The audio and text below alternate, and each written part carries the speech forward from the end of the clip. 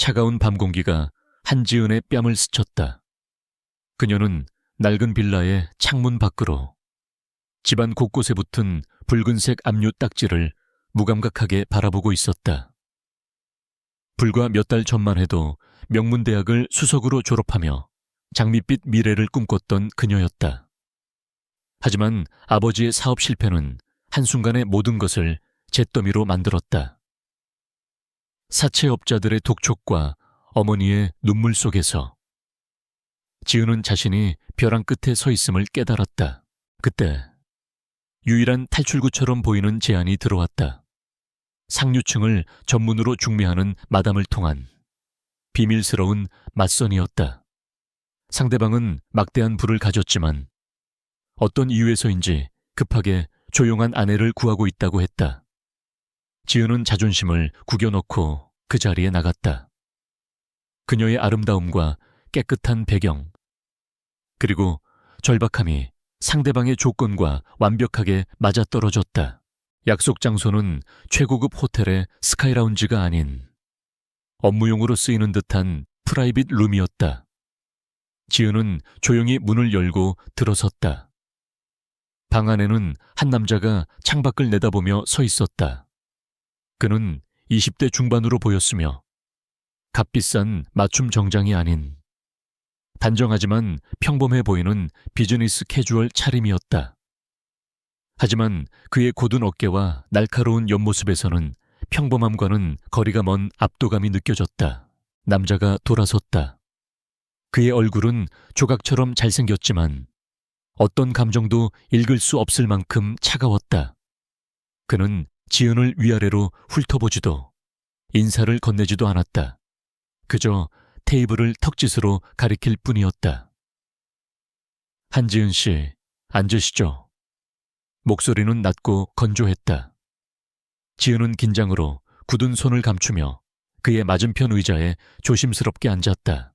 남자는 자신을 강태준이라고 짧게 소개했다. 직함이나 배경에 대한 설명은 일절 없었다.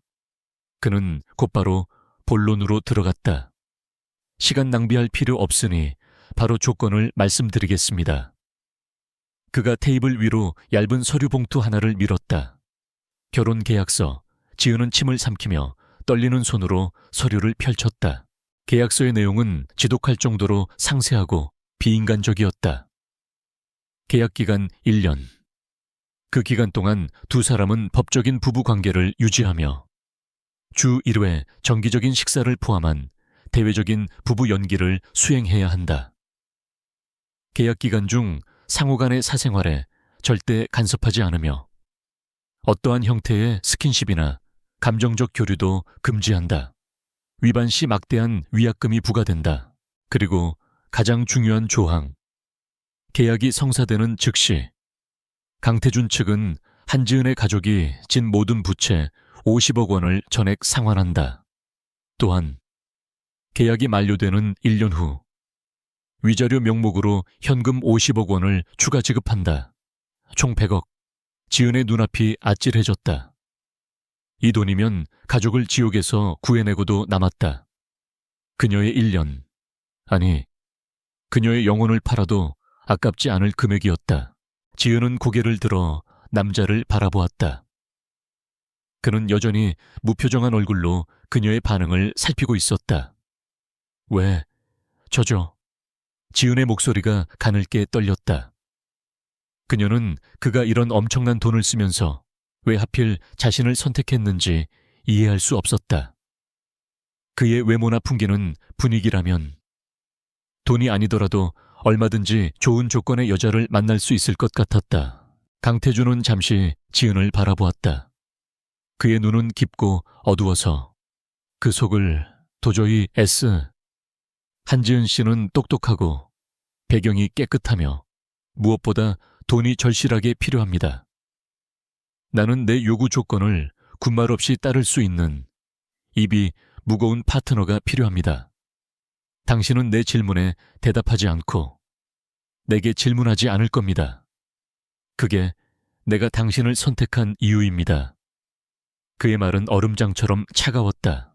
그는 지은이 명문대를 수석으로 졸업했다는 사실도 그녀의 가족 상황도 이미 모두 파악하고 있었다. 지은은 자신이 거대한 거미줄에 걸린 나비처럼 느껴졌다. 그녀는 눈을 감았다. 아버지의 절망적인 얼굴과 어머니의 흐느낌이 떠올랐다. 그녀에게는 선택권이 없었다. 이것은 거래였고 그녀는 이미 값을 치를 준비가 되어 있었다. 하겠습니다. 지은이 입을 열었다. 그 계약 받아들이겠습니다. 그녀의 목소리는 스스로도 놀랄 만큼 단호했다. 그녀는 더 이상 잃을 것이 없었다. 그녀의 꿈, 그녀의 미래, 그녀의 자존심. 이 모든 것을 돈과 맞바꾸기로 결심한 순간이었다. 강태준은 예상했다는 듯 고개를 끄덕였다. 그는 테이블 서랍에서 값비싸 보이는 만년필을 꺼내 그녀에게 건넸다. 서명하시죠. 지은은 펜을 받아들었다. 묵직한 무게감이 그녀의 손을 짓누르는 것 같았다. 그녀는 계약서의 마지막 장, 을 한지은이라고 적힌 빈칸에 자신의 이름을 천천히 적어 내려갔다. 획 하나하나를 그을 때마다 그녀의 심장도 함께 베이는 듯한 고통이 밀려왔다. 서명이 끝나자 강태준은 즉시 계약서를 회수했다. 그는 서명을 꼼꼼히 확인한 뒤 자신의 서류 가방에 넣었다. 계약은 지금 이 순간부터 유효합니다. 그가 자리에서 일어섰다. 가족들의 부채는 1시간 내로 모두 처리될 겁니다. 그리고 내일 오전 9시까지 이 주소로 오십시오. 그가 명함 한 장을 테이블 위에 올려놓았다. 지은은 명함을 집어들었다. 거기에는 개인 연락처와 함께 강남의 한 고급 오피스텔 주소만 적혀 있었다. 그곳이 우리가 1년 동안 함께 지낼 집입니다. 필요한 짐은 최소한으로 챙겨오십시오. 나머지는 모두 준비되어 있습니다. 그는 지은에게 더 이상 질문할 기회도 주지 않고 방을 나갔다. 문이 닫히는 소리와 함께 지은은 의자에 깊숙이 몸을 기댔다.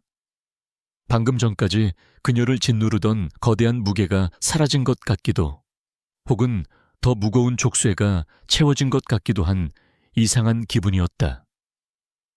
그녀는 자신의 손에 들린 명함을 바라보았다. 강태준, 도대체 그는 누구일까? 평범한 회사원이라고 하기엔 그의 행동은 너무나 치밀하고 거침이 없었다. 그때 지은의 핸드폰이 진동했다. 발신자는 어머니였다. 지은은 떨리는 손으로 전화를 받았다. 지은아, 이게 어떻게 된 일이니? 방금 사채업자들이 전부 다녀갔어. 빚이 전부 해결됐다고. 이게 도대체 무슨 일이야? 어머니의 목소리는 흥분과 혼란으로 뒤엉켜 있었다. 지은은 눈을 감고 차갑게 대답했다. 해결됐어요. 엄마, 이제 다 괜찮아요.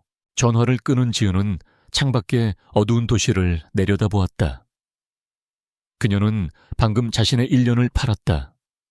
거에게 돈을 받고 얼굴도 이름도 모르는 남자에게 자신의 삶을 저당 잡혔다. 하지만 그녀는 후회하지 않기로 했다. 이것은 그녀가 가족을 위해 할 수 있는 유일한 최선이었다. 그녀는 내일부터 시작될 새로운 삶, 아니, 새로운 연극을 준비해야 했다. 다음 날 아침, 지은은 최소한의 짐을 챙겨 강태준이 알려준 오피스텔로 향했다. 최고급 주상복합 건물의 펜트하우스였다. 어제 그가 보여준 평범한 차림과는 전혀 어울리지 않는 호화로운 공간이었다. 지은이 비밀번호를 누르고 들어가자 이미 강태준이 거실 소파에 앉아 그녀를 기다리고 있었다. 그는 어제와 달리 완벽한 수트 차림이었다. 늦었군요. 2분. 그가 손목시계를 확인하며 말했다. 앞으로 시간 약속은 정확히 지켜주시기 바랍니다. 우리는 부부 연기를 해야 하고 사소한 실수도 용납되지 않습니다. 지은은 고개를 숙였다. 죄송합니다. 그녀는 이 차가운 남편. 연기자가 조금 무서워지기 시작했다. 강태준은 자리에서 일어나 지은에게 다가왔다. 오늘부터 당신은 내 아내, 한지은입니다. 그리고 나는 당신의 남편, 강태준입니다. 우리는 서로 사랑해서 결혼한 부부입니다.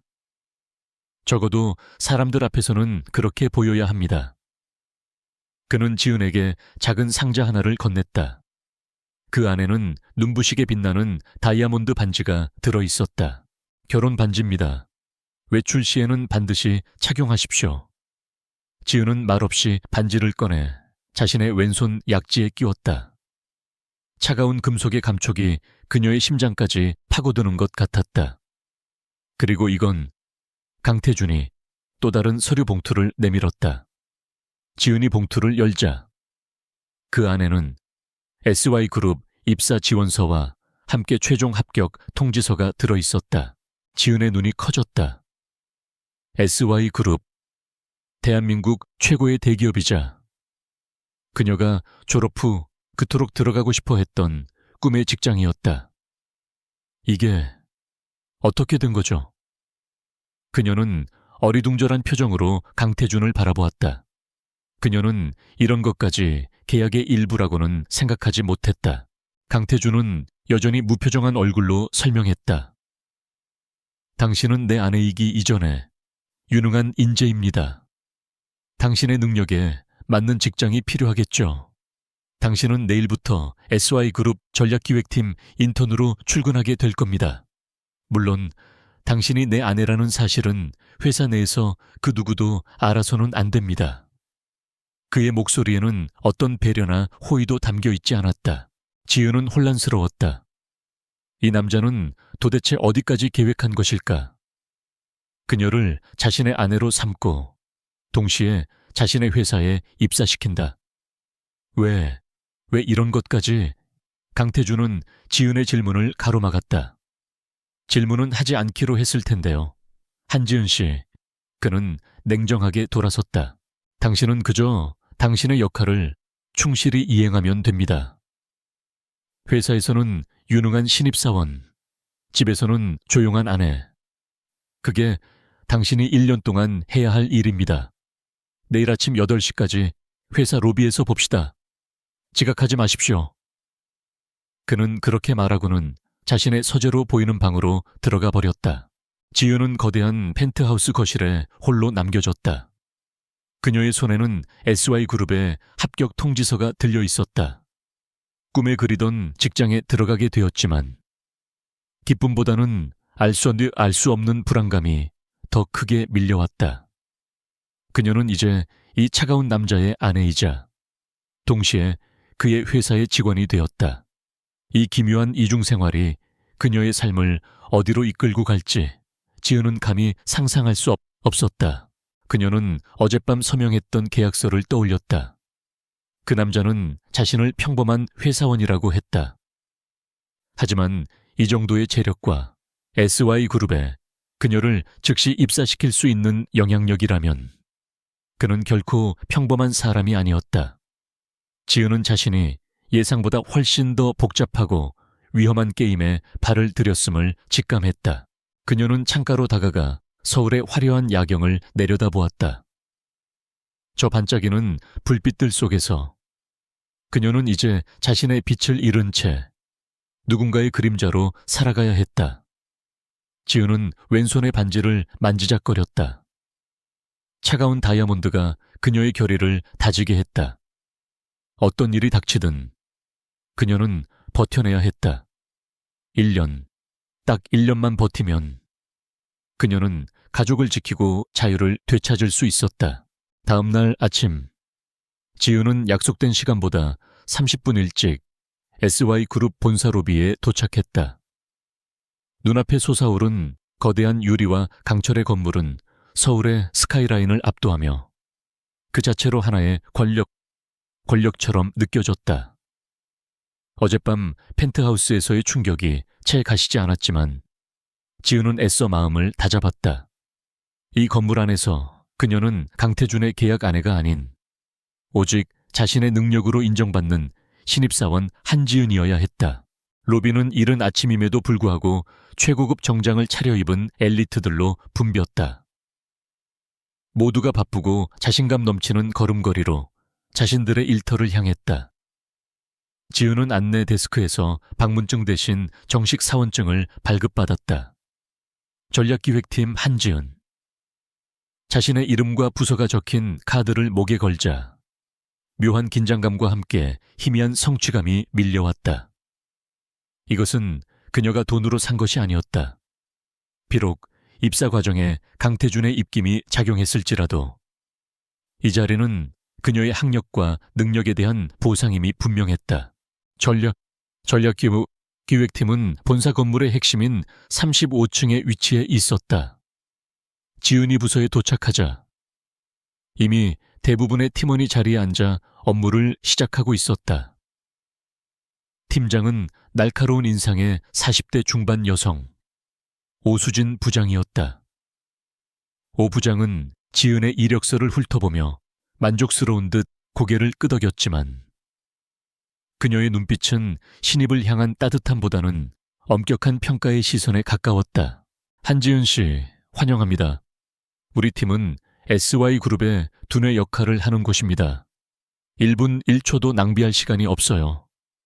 오 부장은 지은을 팀의 막내 자리로 안내했다.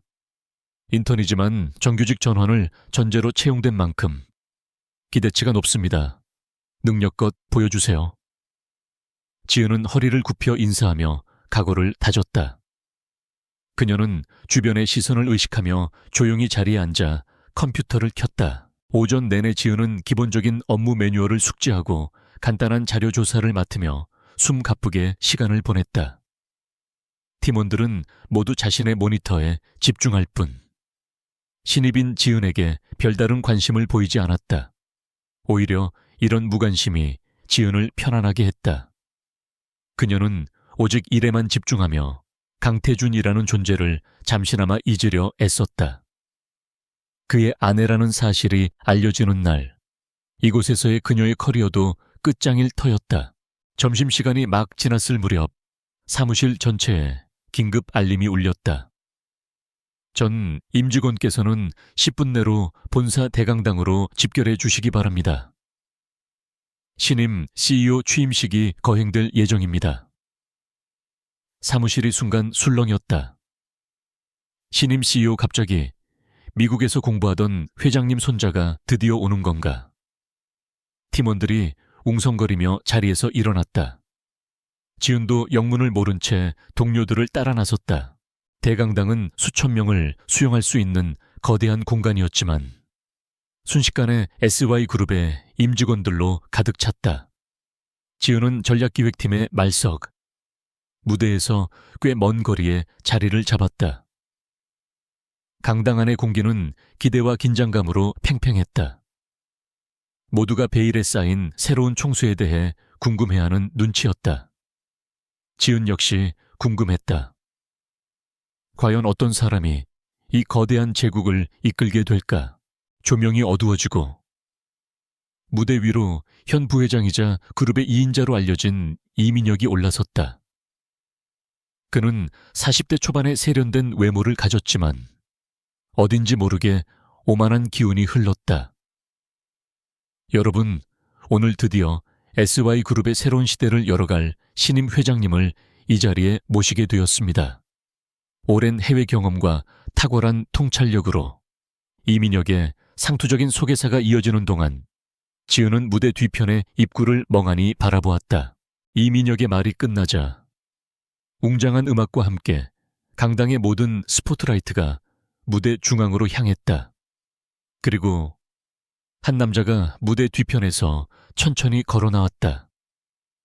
그는 완벽하게 재단된 다크 네이비 수트를 입고 있었으며 한 걸음 한 걸음 내디딜 때마다 압도적인 존재감을 발산했다.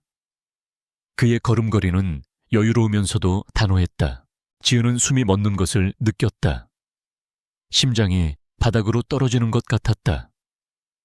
무대 위 조명을 받으며 걸어 나오는 남자는 그녀가 너무나도 잘 아는 얼굴이었다. 아니, 그녀가 안다고 생각했던 얼굴과는 전혀 다른 냉혹하고 강력한 아우라를 뿜어내고 있었다.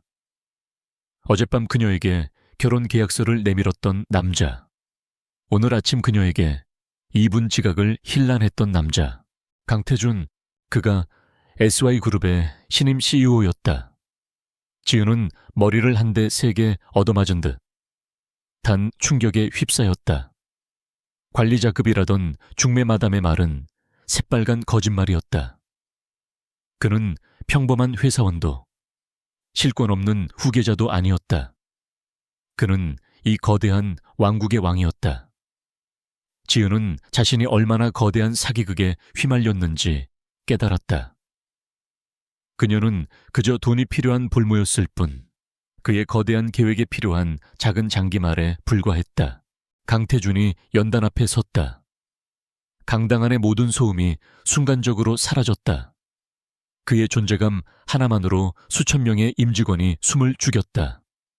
그는 마이크를 잡고 감정 없는 눈으로 청중을 천천히 훑어보았다. 그의 시선은 차갑고 날카로워서 마치 모든 것을 꿰뚫어 보는 듯했다. 그리고 그의 눈이 객석의 한 지점에 잠시 멈췄다. 정확히 지은이 앉아있는 곳이었다. 수백 명의 사람들 사이에서 그의 시선은 정확하게 그녀를 찾아냈다. 지은은 얼어붙었다. 시간은 찰나에 불과했다. 하지만 그 짧은 순간 지은은 그의 눈에서 어떤 메시지도 읽을 수 없었다. 그곳에는 어떠한 반가움도 놀라움도 심지어 경멸도 없었다. 그는 그저 무감각하게 마치 복도를 지나치다 우연히 발견한 먼지 조각을 보는 듯한 눈빛으로 그녀를 스쳐 지나갔다. 그 무관심이야말로 지은에게 가장 큰 충격이었다. 그는 그녀의 존재를 완벽하게 지워버렸다. 그 시선은 지은에게 그녀의 위치를 다시 한번 각인시켰다. 이곳에서 그녀는 그의 아내가 아니라 수천 명의 직원 중 하나, 혹은 그보다 못한 존재일 뿐이라는 것을. 지은은 손바닥이 차가워지는 것을 느꼈다. SY그룹 임직원 여러분, 강태준입니다. 그의 낮고 힘있는 목소리가 강당 전체에 울려 퍼졌다. 연설은 충격적일 정도로 날카롭고 직설적이었다. 그는 지난 5년간의 그룹 실적 부진을 조목조목 비판했으며 비효율적인 부서들의 실명을 거론하며 즉각적인 구조조정을 예고했다. 그의 말에는 어떤 타협이나 온정도 없었다. AS는 안주하는 이들을 위한 자선단체가 아닙니다. 이곳은 전쟁터입니다. 살아남고 싶다면 증명하십시오. 능력이 없다면 도태될 것입니다. 오늘부터 SY그룹의 유일한 목표는 압도적인 1위입니다. 그 목표에 방해가 되는 것이라면 그게 사람이든 관행이든 저는 가차없이 제거할 것입니다. 연설 내내 강당은 얼음물이라도 끼얹은 듯 조용했다. 직원들은 공포와 경외가 뒤섞인 표정으로 새로운 CEO를 바라보았다. 지은 역시 마찬가지였다. 저 사람이, 저렇게 무섭고 냉혹한 사람이 그녀의 서류상 남편이었다. 그녀는 매일 저 사람과 한 집에서 얼굴을 마주해야 했다. 그녀는 자신이 감당할 수 없는 계약에 서명했음을 깨달았다. 취임식은 15분 만에 끝났다. 강태준은 그 어떤 질문도 받지 않고 마치 폭풍처럼 무대 뒤로 사라졌다. 그가 사라지자 그제야 강당 안은 억눌려 있던 술렁임으로 폭발했다. 세상에 정말 젊다. 말 한마디 한마디가 살벌하네. 이민혁 부회장 표정 봤어. 완전히 굳었던데. 모두가 새로운 CEO의 카리스마와 냉혹함에 대해 이야기하기 바빴다. 지은은 멍하니 자리에 앉아 있었다. 다리가 풀려 일어설 수가 없었다. 그녀의 꿈의 직장은 하룻밤 사이에 가장 위험한 감옥이 되어버렸다. 그녀는 이제 강태준이라는 거대한 태풍의 눈 한가운데에 서 있었다. 그녀는 그의 계획이 무엇인지, 왜 하필 자신을 아내로, 그리고 직원으로 동시에 곁에 두었는지 도무지 알 수 없었다. 한지은 씨, 안 가고 뭐 해요? 오수진 부장의 날카로운 목소리가 지은을 현실로 불러냈다. 지은은 황급히 자리에서 일어났다. 죄송합니다. 그녀는 비틀거리며 팀원들을 따라 강당을 빠져나왔다. 사무실로 돌아오는 엘리베이터 안에서도 사람들은 온통 신임 CEO 이야기뿐이었다. 자리에 돌아온 지은은 모니터를 멍하니 바라보았다. 아침에 숙지했던 업무 매뉴얼이 머릿속에 하나도 들어오지 않았다. 그녀는 자신이 거대한 체스판 위에 올려진 폰이라는 것을 직감했다. 그리고 그 체스판을 움직이는 킹스는 바로 그녀의 남편, 강태준이었다. 그녀는 이제 이 위험한 게임에서 살아남아야 했다. 단순히 1년을 버티는 것이 아니라 그의 눈에 띄지 않으면서도 자신의 능력을 증명해야 하는 불가능한 미션이 시작된 것이다. 그날 오후 지은은 유령처럼 시간을 보냈다. 신임 CEO의 살벌한 취임 연설은 회사 전체를 얼어붙게 만들었고 전략기획팀 역시 예외는 아니었다. 오수진 부장은 팀원들을 모아놓고 비상체제를 선포했다. 신임 CEO께서는 증명을 원하신다. 오늘부로 우리 팀의 모든 프로젝트는 원점에서 재검토한다. 한지은 씨도 더 이상 인턴이라고 봐주는 일 없을 거야. 당장 실무에 투입한다. 지은은 산더미처럼 쌓인 과거 자료들을 검토하라는 지시를 받았다. 그녀는 기계적으로 숫자를 분석하고 보고서를 읽어 내려갔다.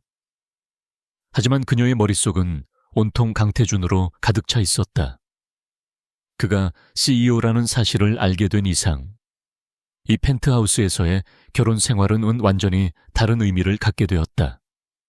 그녀는 더 이상 단순한 계약 파트너가 아니라 대한민국 최고 권력자의 비밀스러운 아내가 된 것이다. 퇴근 시간이 되자 지은은 다른 직원들보다 일부러 30분 정도 늦게 회사를 나섰다. 혹시라도 누군가 자신을 미행하거나 강태준과 마주칠 가능성을 최소화하고 싶었다. 그녀는 복잡한 환승역을 거쳐 일부러 먼 길을 돌아 펜트하우스로 향했다. 어제 아침만 해도 꿈의 직장이었던 SY그룹의 로고가 이제는 그녀를 옥죄는 거대한 감옥의 문처럼 느껴졌다. 펜트하우스에 도착했을 때 집안은 숨막힐 듯이 조용했다. 강태준은 아직 돌아오지 않은 듯했다. 지은은 그가 지정해준 작은 방으로 들어가 급하게 옷을 갈아입었다. 그녀의 짐이라고는 작은 캐리어 하나가 전부였다. 이 넓고 호화로운 공간 속에서 그녀의 존재는 먼지처럼 미미했다. 그녀는 저녁을 준비해야 할지 말아야 할지 망설였다.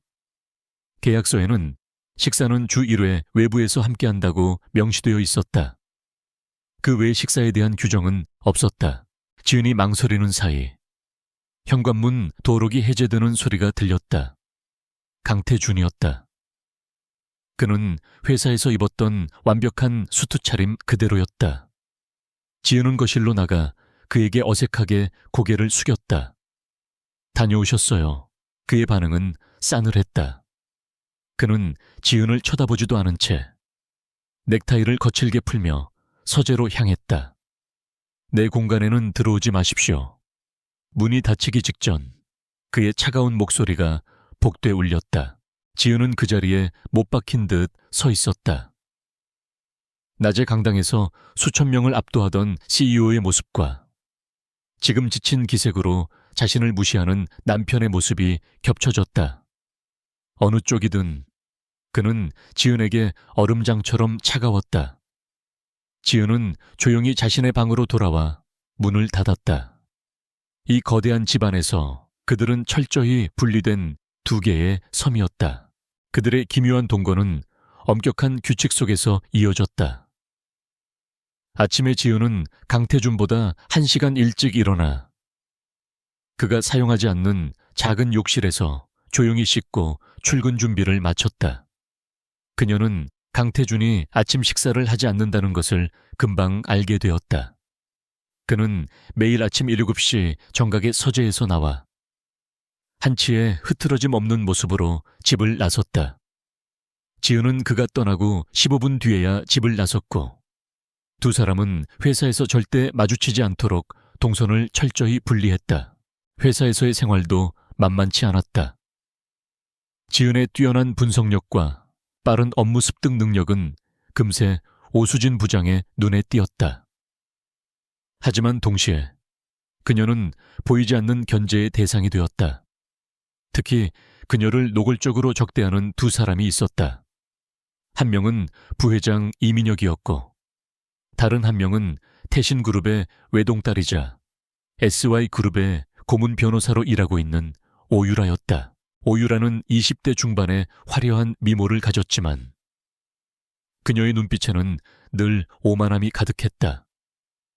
그녀는 강태준의 약혼녀로 내정되어 있다는 소문의 주인공이었다. 그녀는 지은이 입사한 첫날부터 사사건건 그녀를 걸고 넘어졌다. 어머, 신입이 벌써 이런 중요한 데이터를 만져도 되나? 오 부장님, 너무 관대한 거 아니에요. 그녀는 전략기획팀 사무실에 제 집처럼 드나들며 지은을 향해 가시 돋친 말을 던졌다. 지은은 오유라가 왜 자신을 그토록 미워하는지 알 수 없었다. 하지만 그녀는 오유라가 강태준과 매우 가까운 사이이며 자신들의 계약, 결혼 사실을 알고 있을지도 모른다고 짐작했다. 지은은 그저 묵묵히 고개를 숙이고 자신의 일에만 집중했다. 그녀의 이런 태도는 오유라를 더욱 자극할 뿐이었다. 이민혁 부회장의 감시는 더욱 교묘하고 위험했다. 그는 지은을 자신의 사무실로 호출했다. 거대한 부회장실에서 이민혁은 친절한 미소를 지으며 지은에게 커피를 권했다. 한지은 씨, 이력서를 봤습니다. 정말 뛰어나더군요. 그런데 어떻게 우리 회사, 그것도 가장 힘든 전략기획팀을 선택했죠? 그의 질문은 부드러웠지만 눈빛은 지은의 속을 꿰뚫어 보려는 듯 날카로웠다. 지은은 긴장을 감추고 준비한 대답을 했다. SY그룹은 저의 꿈의 직장이었고 전략기획팀에서 저의 역량을 증명하고 싶었습니다. 이민혁은 만족스럽지 않다는 듯 웃었다. 그래요. 나는 강태준 신임 CEO가 특별히 지시해서 뽑은 인재라고 들었는데. 지은의 심장이 쿵 내려앉았다. 그녀는 애써 표정을 관리하며 반문했다. 그럴 리가 없습니다. 저는 정식 채용 절차를 밟았습니다. 이민혁은 의미심장한 미소를 거두지 않았다. 강 CEO와는 개인적인 친분이라도 있습니까? 이것은 명백한 함정 질문이었다. 지은은 침착하게 대답했다. 없습니다. 오늘 취임식에서 처음 뵈었습니다. 이민혁은 더 이상 캐묻지 않았지만 그의 눈에는 의심이 사라지지 않았다. 그는 지은이 강태준이 심어놓은 스파이일지도 모른다고 의심하는 듯 했다. 지은은 부회장실을 나오며 식은땀을 닦았다. 이민혁과 오유라. 그들은 분명히 강태준의 적대 세력이었고 지은은 그들의 표적이 되어버렸다. 강태준은 왜 자신을 이 위험한 적진 한가운데 아무런 보호장치 없이 던져 넣은 것일까? 그는 자신을 이용해 이민혁을 떠보려는 것일까? 아니면 단순히 그녀의 고통을 즐기는 것일까? 그날 밤 지은은 피곤한 몸을 이끌고 펜트하우스로 돌아왔다. 거실은 어두웠지만 서재의 문틈으로 빛이 새어 나오고 있었다. 그가 아직도 일하고 있음을 의미했다. 지은은 조용히 자신의 방으로 가려던 참이었다. 그때 서재 문이 열리고 강태준이 나왔다. 그는 셔츠 소매를 걷어붙이고 있었고 낮에 냉혹한 CEO와는 달리 조금 지쳐 보였다. 두 사람의 시선이 허공에서 부딪혔다. 지은은 황급히 고개를 숙이려 했다. 잠깐, 강태준이 그녀를 불렀다. 그의 손에는 작은 구급상자가 들려 있었다. 그는 거실 테이블로 다가가 소독약과 밴드를 꺼냈다. 지은은 어리둥절한 채 그를 바라보았다. 그는 지은의 손목을 거칠게 잡아챘다. 이게 뭡니까? 그의 시선이 닿은 곳은 지은의 손등이었다. 오늘 사무실에서 방대한 자료를 옮기다가 서류 캐비닛 모서리에 베인 상처였다. 대수롭지 않게 여겨 방치해 두었는데 그새 피가 조금 맺혀 있었다. 지은은 당황하며 손을 빼려 했다. 아무것도 아닙니다. 그냥 조금 매옹청하긴. 강태준은 지은의 말을 자르고 익숙한 솜씨로 상처를 소독하기 시작했다. 그의 손길은 거칠었지만 놀라울 정도로 섬세했다. 따끔한 감각의 지은이 살짝 몸을 떨자 그의 미간이 좁혀졌다. 이민혁 부회장을 만났다고 들었습니다. 그의 목소리는 여전히 차가웠다. 지은은 놀라서 그를 쳐다봤다. 그가 어떻게 알았을까? 무슨 말을 했죠? 그가 밴드를 붙이며 물었다. 그냥 이력서에 대해 물어보셨습니다. 그리고 혹시 CEO님과 개인적인 친분이 있는지 물으셨습니다. 강태준의 손길이 순간 멈췄다. 그는 고개를 들어 지은의 눈을 똑바로 바라보았다. 그래서 뭐라고 대답했습니까? 그의 검은 눈동자가 지은을 압박했다. 오늘 취임식에서 처음 배웠다고 아무런 관계도 아니라고 대답했습니다. 강태준은 지은의 대답이 만족스러운 듯 다시 시선을 그녀의 손등으로 옮겼다. 그는 밴드를 꼼꼼하게 붙인 뒤 그녀의 손목을 놓았다. 앞으로도 그렇게 대답하십시오. 회사에서든 어디에서든 우리는 아무 관계도 아닙니다. 지은은 자신의 손등에 붙은 밴드를 내려다보았다. 이 차가운 남자의 이해할 수 없는 행동이었다. 그녀를 위험한 적진에 던져놓고 정작 그녀가 다친 사소한 상처는 직접 치료해준다. 왜 저를 회사에 입사시키신 거죠? 이민혁 부회장과 오유라 씨는 저를 의심하고 있습니다. 제가 CEO님의 스파이라도 된다고 생각하는 것 같습니다. 강태준은 구급 상자를 정리하며 차갑게 말했다. 그들이 그렇게 생각한다면 더 좋죠. 지은은 그의 말뜻을 이해할 수 없었다. 그들의 시선이 당신에게 쏠려 있는 동안 나는 더 중요한 일을 할 수 있으니까. 그는 지은을 완벽한 미끼로 사용하고 있었다. 지은은 온몸에 소름이 돋았다. 그는 서재로 돌아가려다 멈춰 섰다. 그리고 오유라. 그가 입을 열었다.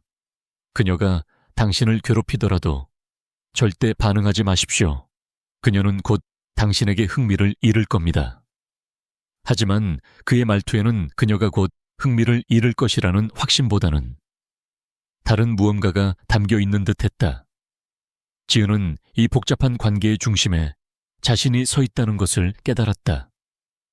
강태준, 이민혁, 그리고 오유라. 이 세 사람의 권력 게임에 그녀는 가장 약한 말로 이용당하고 있었다.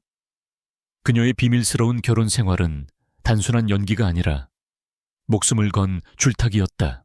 강태준의 차가운 선언이 있은 다음 날 아침, 지은은 그 어느 때보다 무거운 마음으로 출근했다. 그녀는 이제 자신이 이 거대한 체스판 위에서 가장 위험한 미끼임을 깨달았다. 이민혁 부회장과 오유라의 시선이 자신에게 집중되는 동안 강태준은 마쿠에서 그만의 계획을 실행할 것이다. 그녀의 역할은 그들의 공격을 받아내며 버티는 것이었다. 사무실의 공기는 평소와 다름없었지만 지은은 모든 소리가 자신을 향한 수군거림처럼 느껴졌다. 오전 10시 정각. 오수진 부장이 지은을 호출했다. 그녀의 표정은 평소의 날카로움을 넘어 심각하게 굳어 있었다. 한지은 씨, 오 부장은 지은의 눈을 똑바로 바라보며 말했다. 지금부터 맡게 될 업무는 사실 인턴에게 맡길 만한 수준이 아닙니다. 하지만 이민혁 부회장님께서 직접 한지은 씨를 지목하셨습니다. 지은의 심장이 차갑게 내려앉았다. 올 것이 왔다는 생각이었다. 오 부장은 책상 위에 두꺼운 파일철 하나를 올려놓았다. 유럽 신규 바이오테크 시장 진출 타당성 검토 보고서. 제목만 봐도 엄청난 양의 조사가 필요한 프로젝트였다. 알다시피 이 분야는 우리가 지난 3년간 2번이나 진출을 시도했다가 막대한 손실만 입고 철수한 시장입니다. 회의론이 팽배하죠. 오 부장의 목소리에는 동정심보다는 냉정한 평가의 기운이 실려 있었다. 부회장님께서는 이 프로젝트를 새로운 시각으로 재검토하길 원하십니다. 특히 한지은 씨의 신선한 아이디어를 기대하신다고 전하셨어요. 이것은 칭찬이 아니었다. 명백한 함정이었다. 이미 실패로 결론난 프로젝트를 신입 인턴에게 맡긴다는 것 자체가 불가능한 미션이었다. 성공하면 이민혁이 공을 가로챌 것이고 실패하면 모든 책임을 지고 쫓겨나게 될 터였다. 기한은 언제까지입니까? 지은은 떨림을 감추고 침착하게 물었다. 오수진 부장은 잠시 망설이다가 입을 열었다. 다음 주 월요일 오전 9시까지입니다. 오늘이 화요일이었으니 주말을 포함해도 고작 6일 남짓한 시간이었다. 최소한 전문 인력으로 구성된 팀이 2달은 매달려야 할 분량이었다. 사무실의 다른 팀원들이 애써 시선을 피하며 힐끔거리는 것이 느껴졌다. 모두가 이것이 사형 선고임을 알고 있었다. 알겠습니다. 최선을 다하겠습니다. 지은은 조금의 망설임도 없이 대답하며 파일처를 집어들었다. 그녀의 단호한 태도에 오수진 부장의 눈이 순간 흔들렸다.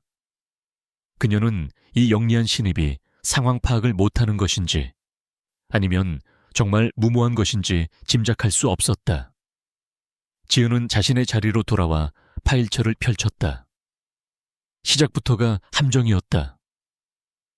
지난 보고서들은 핵심 데이터가 누락되거나 의도적으로 왜곡되어 있었다. 이것은 명백한 사보타지였다. 이민혁은 지은에게 프로젝트를 던져준 것이 아니라 이미 쓰레기통에 처박힌 실패의 잔해를 안겨준 것이었다. 지은은 입술을 깨물었다. 그는 그녀가 이 자료들의 함정을 파악할 시간조차 없을 것이라 확신했을 것이다. 하지만 그는 한지은을 잘못 봤다. 그녀는 단순히 수석 졸업생이 아니었다. 그녀는 복잡한 데이터 속에서 패턴을 읽어내는데 천재적인 감각을 지니고 있었다. 그날부터 지은의 전쟁이 시작되었다. 그녀는 퇴근 시간을 잊었다. 밤 10시, 11시.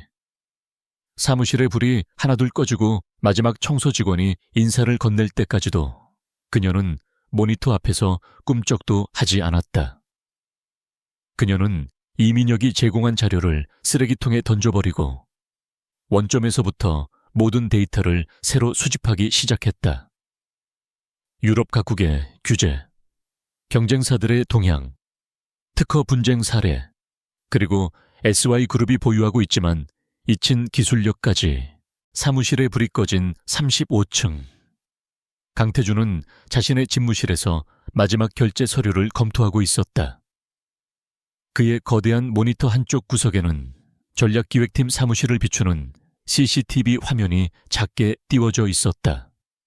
그는 한지은이 그 프로젝트를 받았다는 보고를 이미 받았다. 이민혁이 예상대로 움직여준 것이었다. 그는 비서실장에게 지시했다. 전략기획팀의 그 누구도 한지은 인턴의 업무를 돕지 못하게 하십시오. 그리고 그녀에게 관련된 어떤 자료도 추가로 제공하지 마십시오.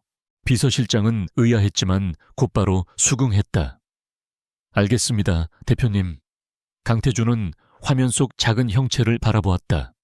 지은은 머리를 질끈 묶은 채 수백 페이지에 달하는 논문을 미친 듯이 읽어내리고 있었다. 그의 눈에는 어떤 동정심도 떠오르지 않았다. 그는 그녀의 한계를 시험하고 있었다. 이 정도 압박도 견뎌내지 못한다면 그녀는 이민혁을 상대할 미끼로서의 가치도 자신의 아내 자리에 앉아있을 자격도 없었다. 그는 그녀가 무너지거나 혹은 살아남는 것을 지켜볼 생각이었다. 자정이 넘어 지은은 텅 빈 사무실에서 잠시 눈을 붙였다. 그녀는 펜트하우스에 거의 들어가지 않았다. 씻기 위해 잠깐 들르거나 새 옷을 갈아입기 위해 들르는 것이 전부였다. 강태준과는 마주칠 시간조차 없었다. 하지만 그녀가 없는 사이에도 그는 그녀의 동태를 완벽하게 파악하고 있었다. 목요일 밤, 지은은 결정적인 실마리를 발견했다. 과거 2번의 실패는 모두 완제품 시장에 직접 뛰어들려 했기 때문이었다. 이미 현지 카르텔이 형성된 시장에 막대한 자본을 쏟아붓는 것은 자살 행위였다. 하지만 지은은 SY그룹의 자회사 중 하나가 몇 년 전 인수했지만 방치해둔 작은 바이오 연구소의 특허 목록을 발견했다. 그것은 완제품이 아닌 핵심 중간재를 생산하는 독보적인 기술이었다. 그녀의 심장이 뛰기 시작했다. 전략을 완전히 뒤집어야 했다. 경쟁이 아니라 공생이었다. 현지 업체들에게 우리가 가진 이 핵심 기술을 공급하는 파트너십을 제안하는 것이었다. 지은은 즉시 새로운 방향으로 보고서를 작성하기 시작했다. 그녀의 손가락이 키보드 위에서 춤을 추었다. 그녀는 이민혁이 파놓은 함정을 뛰어넘어 오히려 새로운 활로를 찾아내고 있었다. 금요일 저녁, 오유라가 야근 중인 지은의 자리에 들렀다. 그녀는 팔짱을 낀 채 경멸 어린 시선으로 지은의 퀭한 얼굴과 헝클어진 머리를 훑어보았다. 어머, 아직도 이러고 있네. 월요일까지라며 지금이라도 이민혁 부회장님께 무릎 꿇고 사과하는 게 어때? 인턴 주제에 감당도 못할 일을 붙잡고 있는 거 정말 안쓰럽다. 그녀의 목소리는 조롱으로 가득 차 있었다. 지은은 모니터에서 눈을 떼지 않았다. 업무 중입니다. 오유라 변호사님. 용건이 없으시면 비켜주시겠습니까? 화면 가립니다. 지은의 차가운 반응에 오유라의 얼굴이 분노로 일그러졌다. 뭐 네가 지금... 그녀는 소리를 지르려다. 복도 끝 CCTV를 의식하고 목소리를 낮췄다. 그래, 어디 한번 해봐. 월요일에 네가 어떻게 울면서 쫓겨나는지 똑똑히 지켜볼 테니까.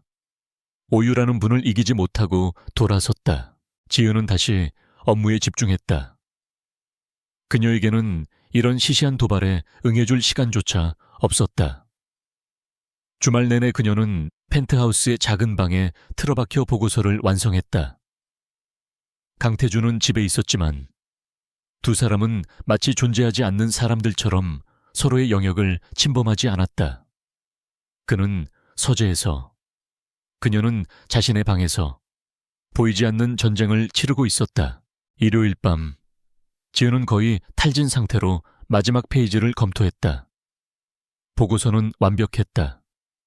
단순한 타당성 검토가 아니라 구체적인 사업 전략, 예상 수익 모델, 그리고 잠재적 파트너 리스트까지 포함된 완벽한 기획안이었다. 그녀는 이 보고서가 자신의 능력을 증명할 유일한 무기임을 알았다. 월요일 아침 8시 50분. 지은은 지난 며칠간의 피로를 감추기 위해 평소보다 더 완벽하게 화장을 하고 가장 단정한 정장을 차려입었다. 그녀는 오수진 부장의 사무실로 향했다. 전략기획팀 사무실은 폭풍 전야처럼 고요했다. 모두가 지은이 어떤 모습으로 실패를 보고할지 기다리고 있었다. 이민혁 부회장도 우연히 전략기획팀 근처를 지나가며 지은을 지켜보고 있었다. 지은은 오수진 부장의 책상 위에 두꺼운 보고서를 올려놓았다.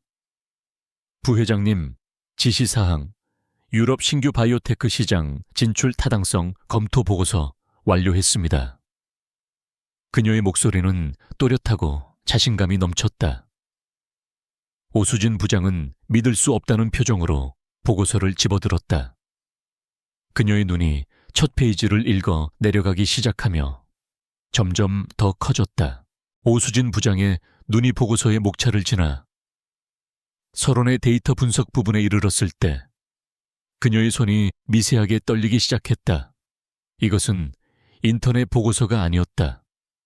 10년차 베테랑 전략 기획자도 이토록 날카롭게 핵심을 꿰뚫어 보기는 어려웠다. 그녀는 고개를 들어 지은을 바라보았다. 며칠 밤을 샌 피곤한 기색이 역력했지만 지은의 눈빛은 흔들림 없이 단단했다. 오 부장은 즉시 인터폰을 들었다. 부회장님, 지금 즉시 보고드릴 사항이 있습니다. 그녀는 보고서를 들고 부회장실로 향했다. 복도를 지나가던 이민혁은 자신만만한 미소를 짓고 있었다. 그는 오수진 부장이 한지은의 엉터리 보고서와 함께 사과를 하러 오는 것이라 생각했다. 오 부장, 그 신입 인턴건인가 내가 그럴 줄 알았지. 당장 아닙니다, 부회장님. 오수진 부장은 그의 말을 잘랐다.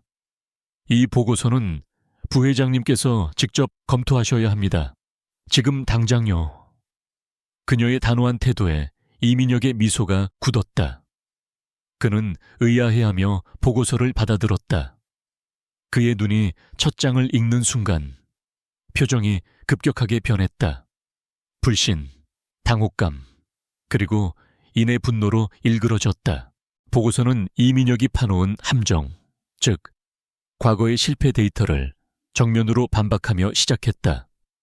지은은 실패 원인을 시장 진입 전략의 오류로 규정하고 SY그룹이 간과했던 자회사 SY바이오테크의 핵심 중간재 기술 특허를 수면 위로 끌어올렸다.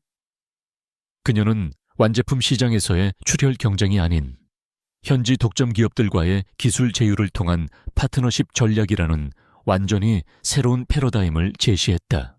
이것은 이민혁의 예상을 완벽하게 벗어난 것이었다. 그는 지은이 낡은 데이터 속에서 허우적대다 무너질 것이라 확신했다. 하지만 그녀는 그 잿더미 속에서 다이아몬드 원석을 찾아낸 것이었다. 이민혁은 주먹을 쥐었다. 이 보고서가 통과된다면 이는 지은의 공적이 되는 동시에 과거 2번의 실패를 주도했던 자신의 입지가 좁아지는 것을 의미했다. 이건 현실성 없는 탁상 공론이야. 인턴 하나가 뭘 안다고. 하지만 오수진 부장은 물러서지 않았다. 부회장님, 15페이지의 예상 수익 분석과 23페이지의 현지 잠재 파트너 리스트를 봐주십시오. 단순한 아이디어가 아닙니다. 당장 실행 가능한 수준의 구체적인 기획입니다. 이민혁은 말문이 막혔다. 이 정도 수준의 보고서를 막무가내로 묵살할 수는 없었다. 그는 이를 갈며 보고서를 내려놓았다. 일단 알겠어. 검토해보지. 이 소식은 즉시 최고 경영진에게 보고되었다. 그리고 예상치 못한 곳에서 반응이 왔다. SY그룹의 상광. 강태준의 조부인 강건일 명예회장이었다. 그는 공식적으로 경영에서 물러나 있었지만 여전히 그룹 전체에 막강한 영향력을 행사하고 있었다. 그가 이례적으로 전략기획팀의 인턴 보고서에 대한 검토를 직접 지시했다. 강 회장은 사실 지은과 태준의 계약 결혼을 뒤에서 승인한 장본인이었다. 그는 이 결혼이 태준의 냉혹함을 조금이나마 누그러뜨리고 동시에 태준의 주변을 정리할 기회가 되길 바랐다. 강 회장은 지은의 보고서를 밤새도록 읽었다. 그의 입가에 희미한 미소가 번졌다. 물건이로구나. 단순히 얼굴만 예쁜 인형이 아니었어. 그는 지은의 전략이 SY그룹이 나아가야 할 방향과 정확히 일치함을 간파했다. 그는 즉시 강태준을 호출했다. 이 보고서 어떻게 생각하느냐? 강태준은 이미 보고서의 사본을 검토한 뒤였다. 그의 표정은 여전히 무심했지만 눈빛 깊은 곳에서 흥미로운 빛이 스쳤다. 쓸만한 아이디어입니다. 강태준이 짧게 대답했다. 쓸만한 정도가 아니지. 강 회장이 호탕하게 웃었다. 이 아이디어를 낸 인재를 당장 정규직으로 전환하고 이 프로젝트를 직접 맡겨라. 그리고 자네가 직접 감독해. 강태준은 조부의 의도를 즉각 알아차렸다. 그를 견제하는 이민혁과 오유라 라인에 자신이 발견한 인재를 심어 힘의 균형을 맞추려는 것이었다. 그리고 그 인재가 하필 자신의 계약 아내라는 사실은 이 게임을 더욱 복잡하게 만들었다. 그 주 금요일 저녁 SY그룹 창립 50주년 기념을 겸한 VIP 파티가 본사 최상층 연회장에서 열렸다.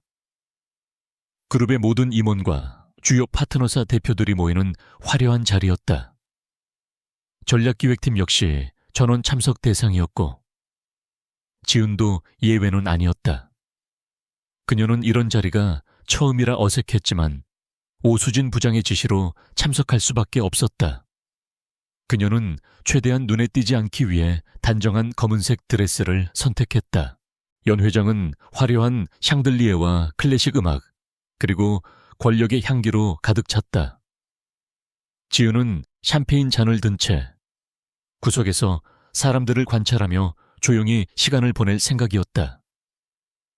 이민혁 부회장은 여러 이사들에게 둘러싸여 있었지만 그의 시선은 종종 불쾌한 듯 지은을 향했다. 그는 자신이 놓은 덫에 걸리기는커녕 오히려 회장의 인정까지 받은 지은이 눈엣 가시 같았다. 그때 오유라가 얼음처럼 차가운 표정으로 지은에게 다가왔다. 그녀는 강렬한 붉은색 드레스를 입고 있었고 그 아름다움 속에는 칼날 같은 저기가 서려 있었다. 어머, 한지은 씨 이런 데는 어쩐 일이야. 인턴도 이런 파티에 껴주나 보지.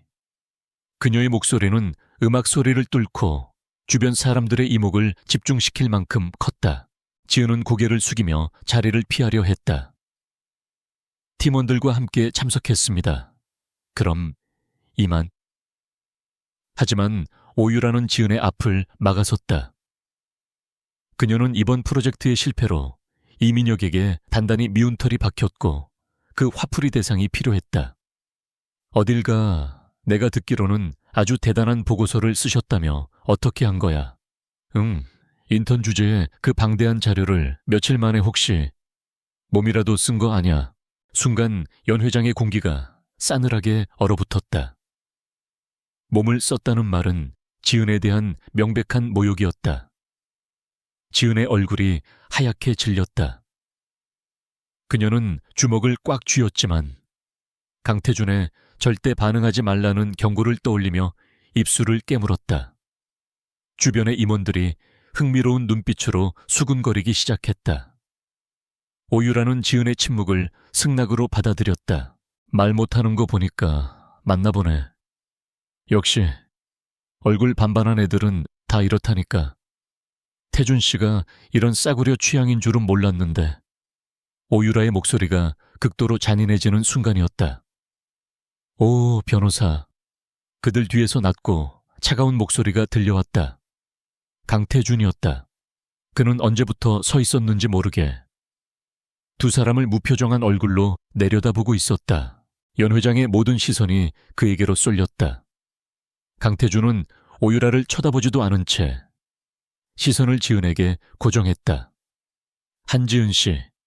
그가 그녀의 이름을 불렀다. 오수진 부장이 당신을 찾고 있습니다. 방금 회장님께서 승인하신 유럽 프로젝트 건으로 상의할 게 있다고 하더군요. 지금 바로 가보시죠. 그의 말은 지극히 사무적이었지만 그 안에 담긴 의미는 엄청났다. 첫째, 그는 공식 석상에서 지은의 이름을 직접 불렀다. 둘째, 그녀가 맡은 프로젝트가 최고 수장인 회장의 승인을 받았음을 공표했다. 셋째, 그는 오유라의 모욕적인 언사를 완벽하게 무시하고 지은에게 이를 지시함으로써 그녀의 가치를 증명했다. 오유라의 얼굴이 붉은 드레스보다 더 붉게 타올랐다. 이것은 자신에 대한 공개적인 무시이자 한지은에 대한 노골적인 비호였다.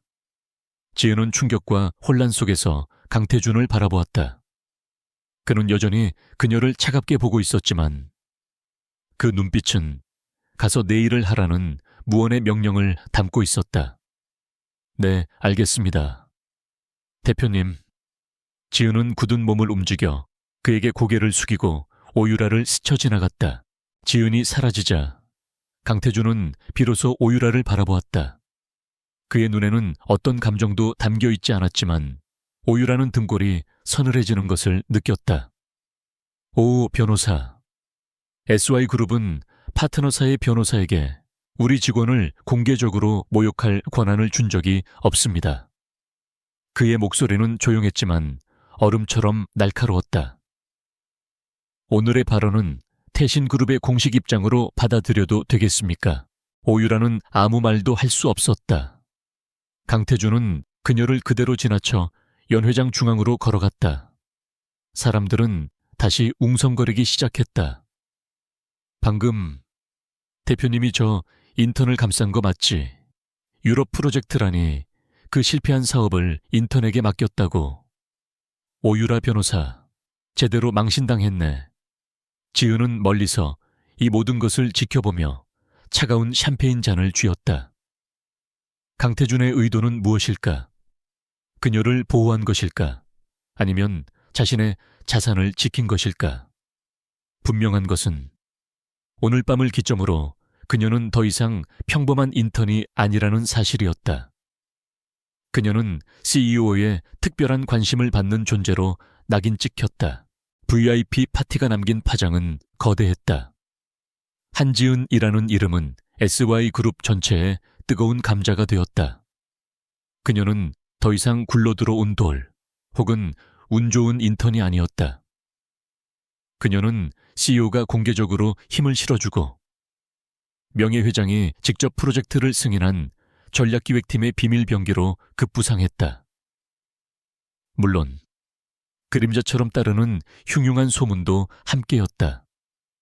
그녀가 강태준 대표의 숨겨둔 여자라는 의혹은 이제 의심이 아닌 확신처럼 사내에 퍼져나갔다.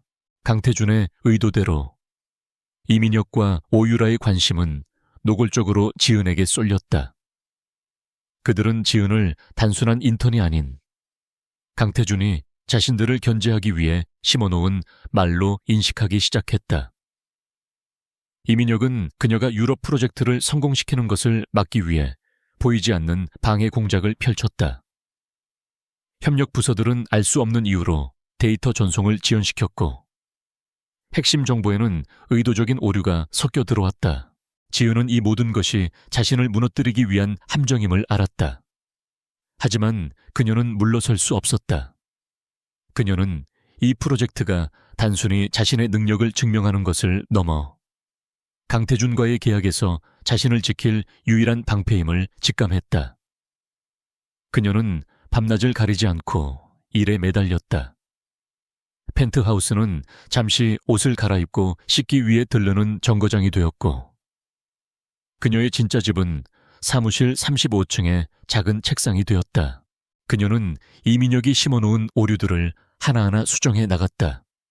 데이터가 오지 않으면 직접 해당 부서를 찾아가 실무자를 설득했고 밤샘 연구로 대안 데이터를 찾아냈다.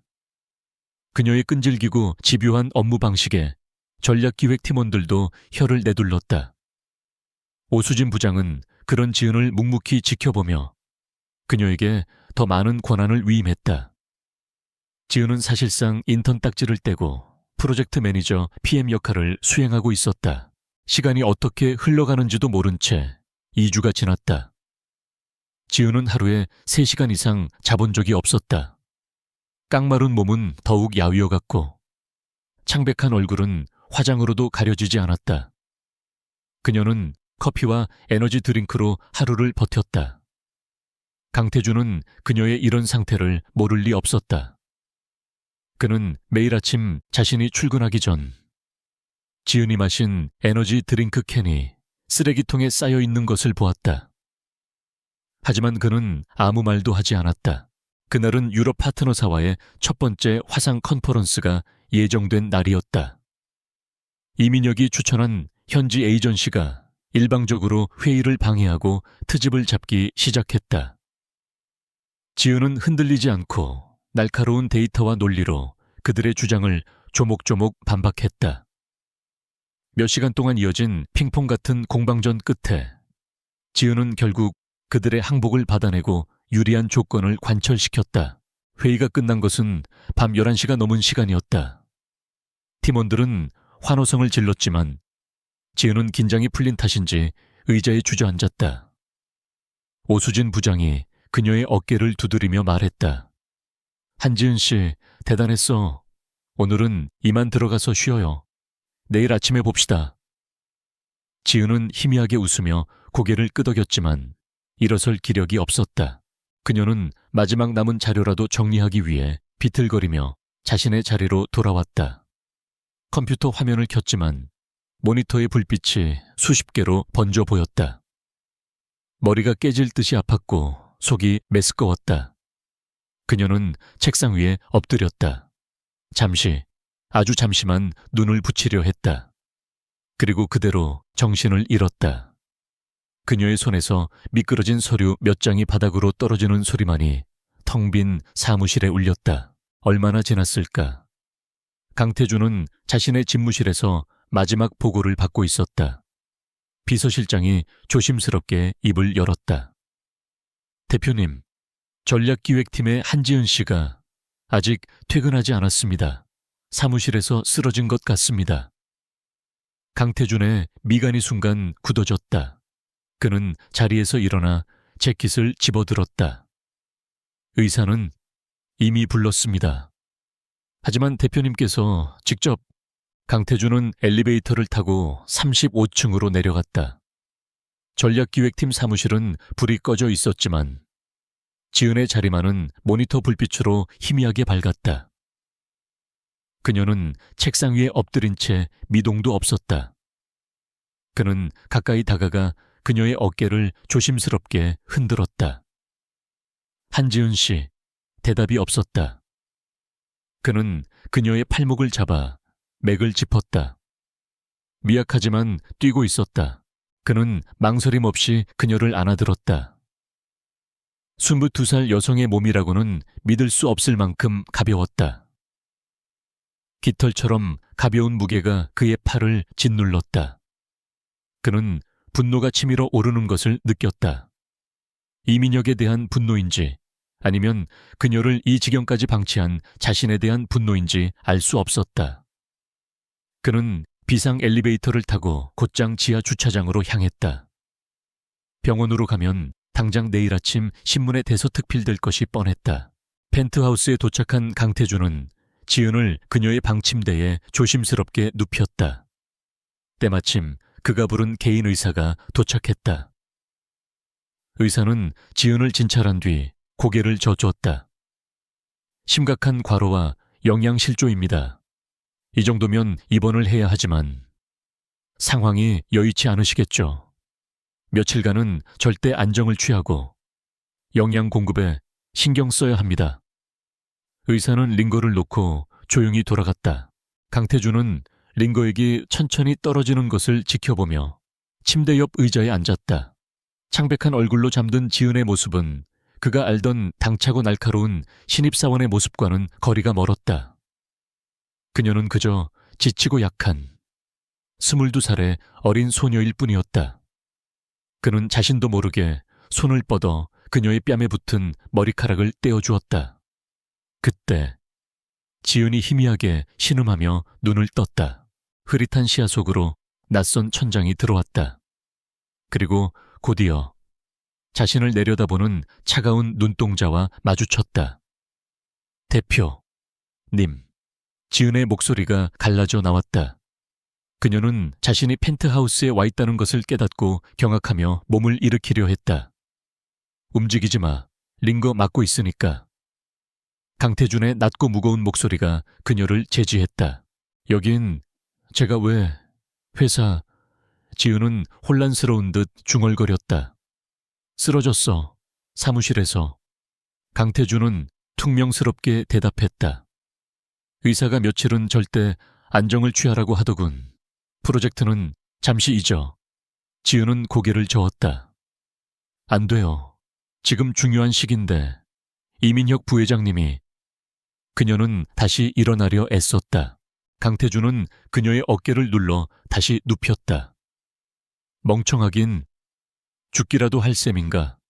계약서에 내 파트너가 과로사로 죽을 경우에 대한 조항은 없었어. 그의 말은 여전히 차가웠지만 지은은 그 속에서 희미한 무언가를 느꼈다. 왜 저를 이렇게까지?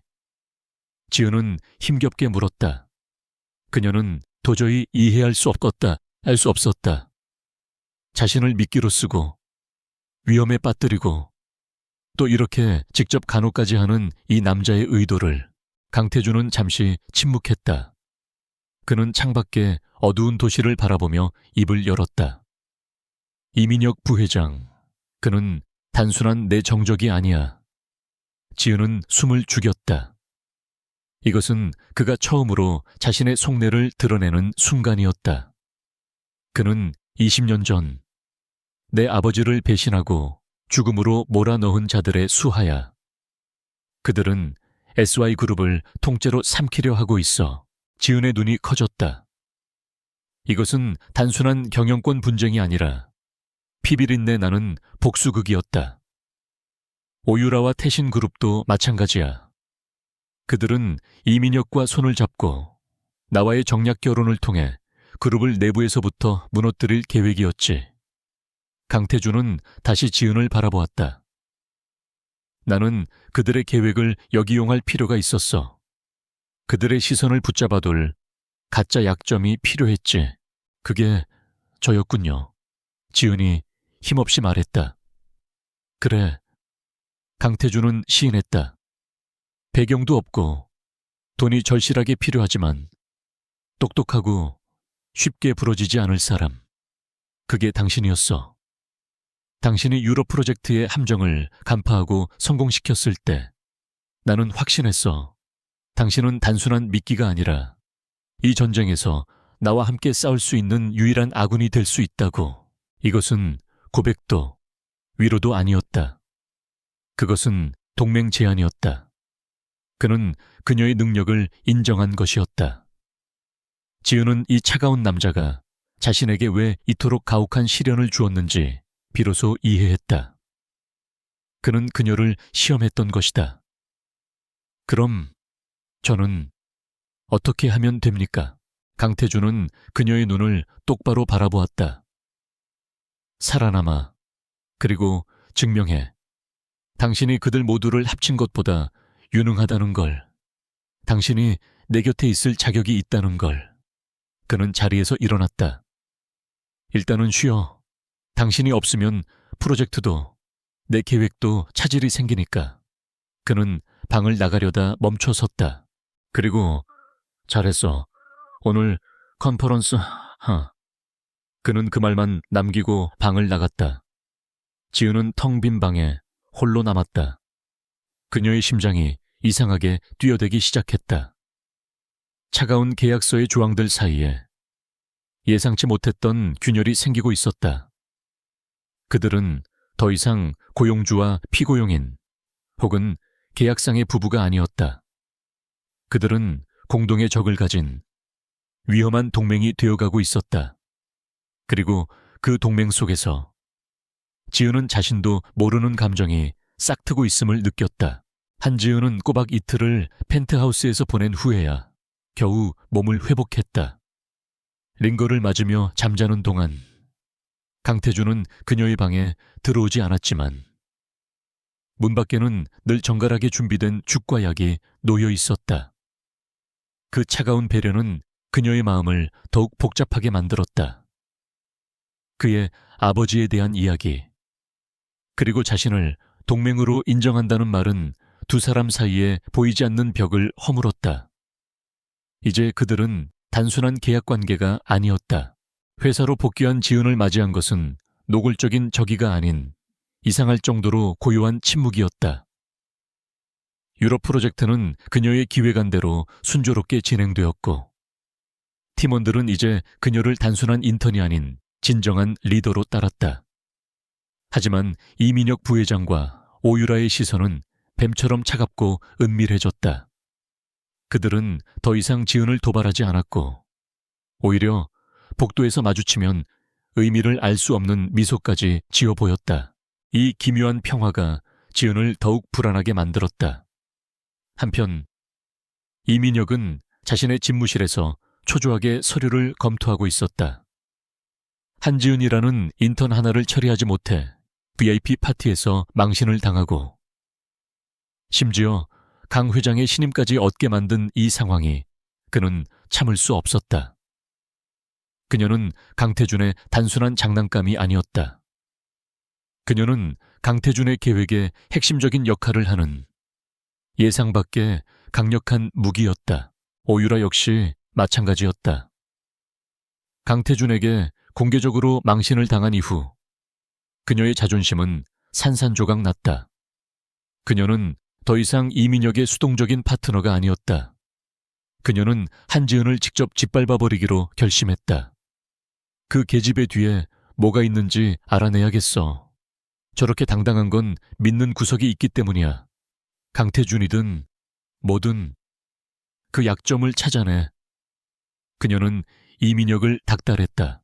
이민혁은 이미 움직이고 있었다. 그는 그룹 내 정보팀이 아닌 외부의 사설 정보원을 고용했다. 한지은, 22년 인생 전부를 샅샅이 뒤져. 가족, 친구, 재정 상태, 하다못해 어릴 적 일기장이라도 찾아내. 그녀의 목을 조를 수 있는 거라면 뭐든지. 그는 이 작은 인턴이 자신의 거대한 계획을 망치는 것을 더 이상 좌시할 수 없었다. 정보원이 첫 번째 보고서를 가져오는 데는 그리 오랜 시간이 걸리지 않았다. 한지은의 완벽한 이력서 뒤에 숨겨진 추악한 진실, 아버지의 사업 실패, 수십억에 달하는 사채, 그리고 집안에 붙은 압류 딱지까지 이민혁의 입가에 잔인한 미소가 걸렸다. 그렇지, 돈이 절실했던 거야. 그런데 이 빚이 어떻게 하루아침에 그는 정보원을 다시 호출했다. 빚이 상환된 날짜와 그 자금의 출처를 정확히 알아내. 단 하나의 오차도 없이. 며칠 뒤 결정적인 증거가 이민혁의 책상 위에 놓였다. 한지은의 가족 부채 50억 원이 전액 상환된 날짜. 그리고 정확히 그 다음 날 강남구청에서 처리된 한지은과 강태준의 혼인신고서 사본이었다. 이민혁은 서류를 든 채 온몸으로 전율했다. 이거였어. 이거였군. 그것은 사랑도 로맨스도 아니었다. SY그룹의 총수가 절박한 여대생을 돈으로 산 완벽한 거래였다. 강태준이 그토록 그녀를 감쌌던 이유, 그녀에게 불가능한 프로젝트를 맡기고 힘을 실어주었던 모든 이유가 퍼즐처럼 맞춰졌다. 그는 자신의 소유물을 지키고 있었던 것뿐이야. 이민혁은 즉시 오유라를 불렀다. 그는 문을 잠그고 서류들을 테이블 위에 펼쳐놓았다. 우리가 찾던 약점이야. 아니, 약점 정도가 아니지. 이건 강태준을 한 방에 무너뜨릴 핵폭탄이야. 오유라는 혼인신고서와 부채 상환 내역서를 번갈아 보며 경악했다. 그리고 그녀의 얼굴은 곧 환희로 물들었다. 세상에, 계약 결혼 빚 때문에 오유라는 히스테릭하게 웃기 시작했다. 강태준이 고작 이런 싸구려 여자애한테 발목을 잡혔다고 당장 언론에 터뜨려요. SY그룹 강태준 쇼. 50억에 여대생 신부 매수. 이거 하나면 그가 쌓아 올린 냉철한 제왕의 이미지는 끝장이야. 그녀는 당장이라도 기자들에게 전화를 걸 기세였다. 진정해. 그건 계획의 일부일 뿐이야. 이민혁이 그녀를 제지했다. 그의 눈은 훨씬 더 먼 곳을 보고 있었다. 단순한 스캔들로 그를 흔들 수는 있겠지만 이 사회에서 끌어내리기는 부족해. 강 회장이 뒤를 바치고 있으니까 우린 그 이상이 필요해. 그를 범죄자로 만들어야 해. 범죄자라니요. 오유라가 반문했다. 이민혁은 한지은의 빚 서류를 손가락으로 두드렸다. 이게 바로 동기야. 돈에 쪼들리는 여자. 50억이라는 거액을 받고 결혼을 팔았어. 이런 여자가 만약 더 큰 돈을 제안받는다면 못할 짓이 있을까? 예를 들면 회사의 기밀을 파는 것 같은. 오유라의 눈이 빛났다. 설마 한지은을 산업 스파이로 만들 생각이에요. 바로 그거야. 이민혁은 만족스럽게 웃었다. 유럽 프로젝트. 그녀가 모든 핵심 데이터를 쥐고 있지. 우리는 그녀가 그 데이터를 경쟁사에 팔아넘긴 것처럼 꾸밀 거야. 그리고 그 대가로 거액의 돈을 챙긴 것처럼. 그들의 계획은 치밀하고 잔인했다. 두 갈래로 진행될 터였다. 첫째, 오유라는 자신이 가진 언론계 인맥을 총동원해 강태준과 한지은의 계약 결혼서를 터뜨릴 준비를 한다. 기사의 파급력을 극대화하기 위해. 정보원은 한지은의 집을 뒤져 찢어진 계약서 조각이라도 찾아내려 혈안이 되었다. 둘째, 이민혁은 그룹 내부 감사팀과 IT 보안팀에 심어둔 자신의 사람들을 움직이기 시작했다. 그는 한지은의 컴퓨터에 백도어 프로그램을 심어 그녀의 계정으로 유럽 프로젝트의 핵심 기밀 파일이 외부 서버로 전송된 것처럼 로그를 조작했다. 동시에 경쟁사로 위장한 유령 회사를 통해 거액의 자금이 한지은의 가족이 사용하던 차명 계좌로 입금된 것처럼 꾸몄다. 모든 증거는 한지은을 가리키고 있었다. 빚을 갚기 위해 CEO와 결혼 계약을 맺고 회사에 잠입한 뒤 더 큰 돈을 벌기 위해 회사의 기밀까지 팔아넘긴 파렴치한 산업 스파이. 그리고 강태준은 그런 여자를 총애하여 회사의 중요 프로젝트를 맡긴 공과 사를 구분 못하는 무능한 리더. 이 시나리오면 두 사람을 동시에 침몰시킬 수 있었다. 모든 준비는 물밑에서 신속하게 이루어졌다. 지은은 여전히 자신에게 다가올 폭풍을 모른 채 프로젝트의 다음 단계를 준비하고 있었다. 그녀는 오히려 이민혁의 방해가 사라진 것에 안도하며 일에 더욱 몰두했다. 그녀는 이 프로젝트를 성공시켜 강태준에게 자신의 가치를 증명하고 싶었다. 그날 밤 펜트하우스에서 지은은 드물게 거실에 나와 있는 강태준과 마주쳤다. 그는 와인잔을 들고 창밖을 내다보고 있었다. 프로젝트는 잘 되어가고 있습니다. 지은이 먼저 침묵을 깼다. 강태준은 돌아보지 않은 채 대답했다.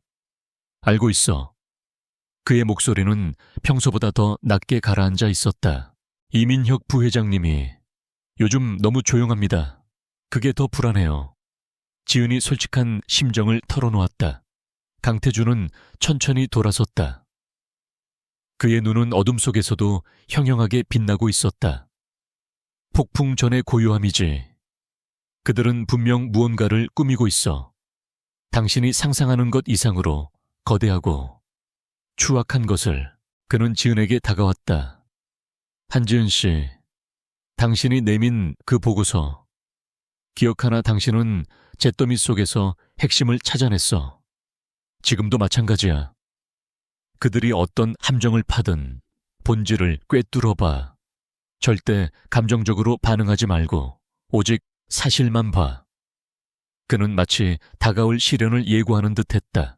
지은은 그의 눈을 마주보며 고개를 끄덕였다. 그녀는 더 이상 빚에 쫓기던 무력한 소녀가 아니었다. 지난 몇 주간 그녀는 지옥 같은 시련을 견뎌냈고 거대한 권력의 중심에서 살아남았다. 무슨 일이 닥쳐도 저는 도망치지 않을 겁니다. 강태준의 입가에 아주 희미한, 거의 보이지 않는 미소가 스쳐 지나갔다. 그는 이 영리하고 강인한 동맹자가 마음에 들었다. 이제 적들이 첫 발을 쏘기를 기다릴 차례였다. 폭풍은 다음 날 아침 가장 평온한 얼굴로 찾아왔다. 지은은 평소와 다름없이 아침 일찍 출근했다.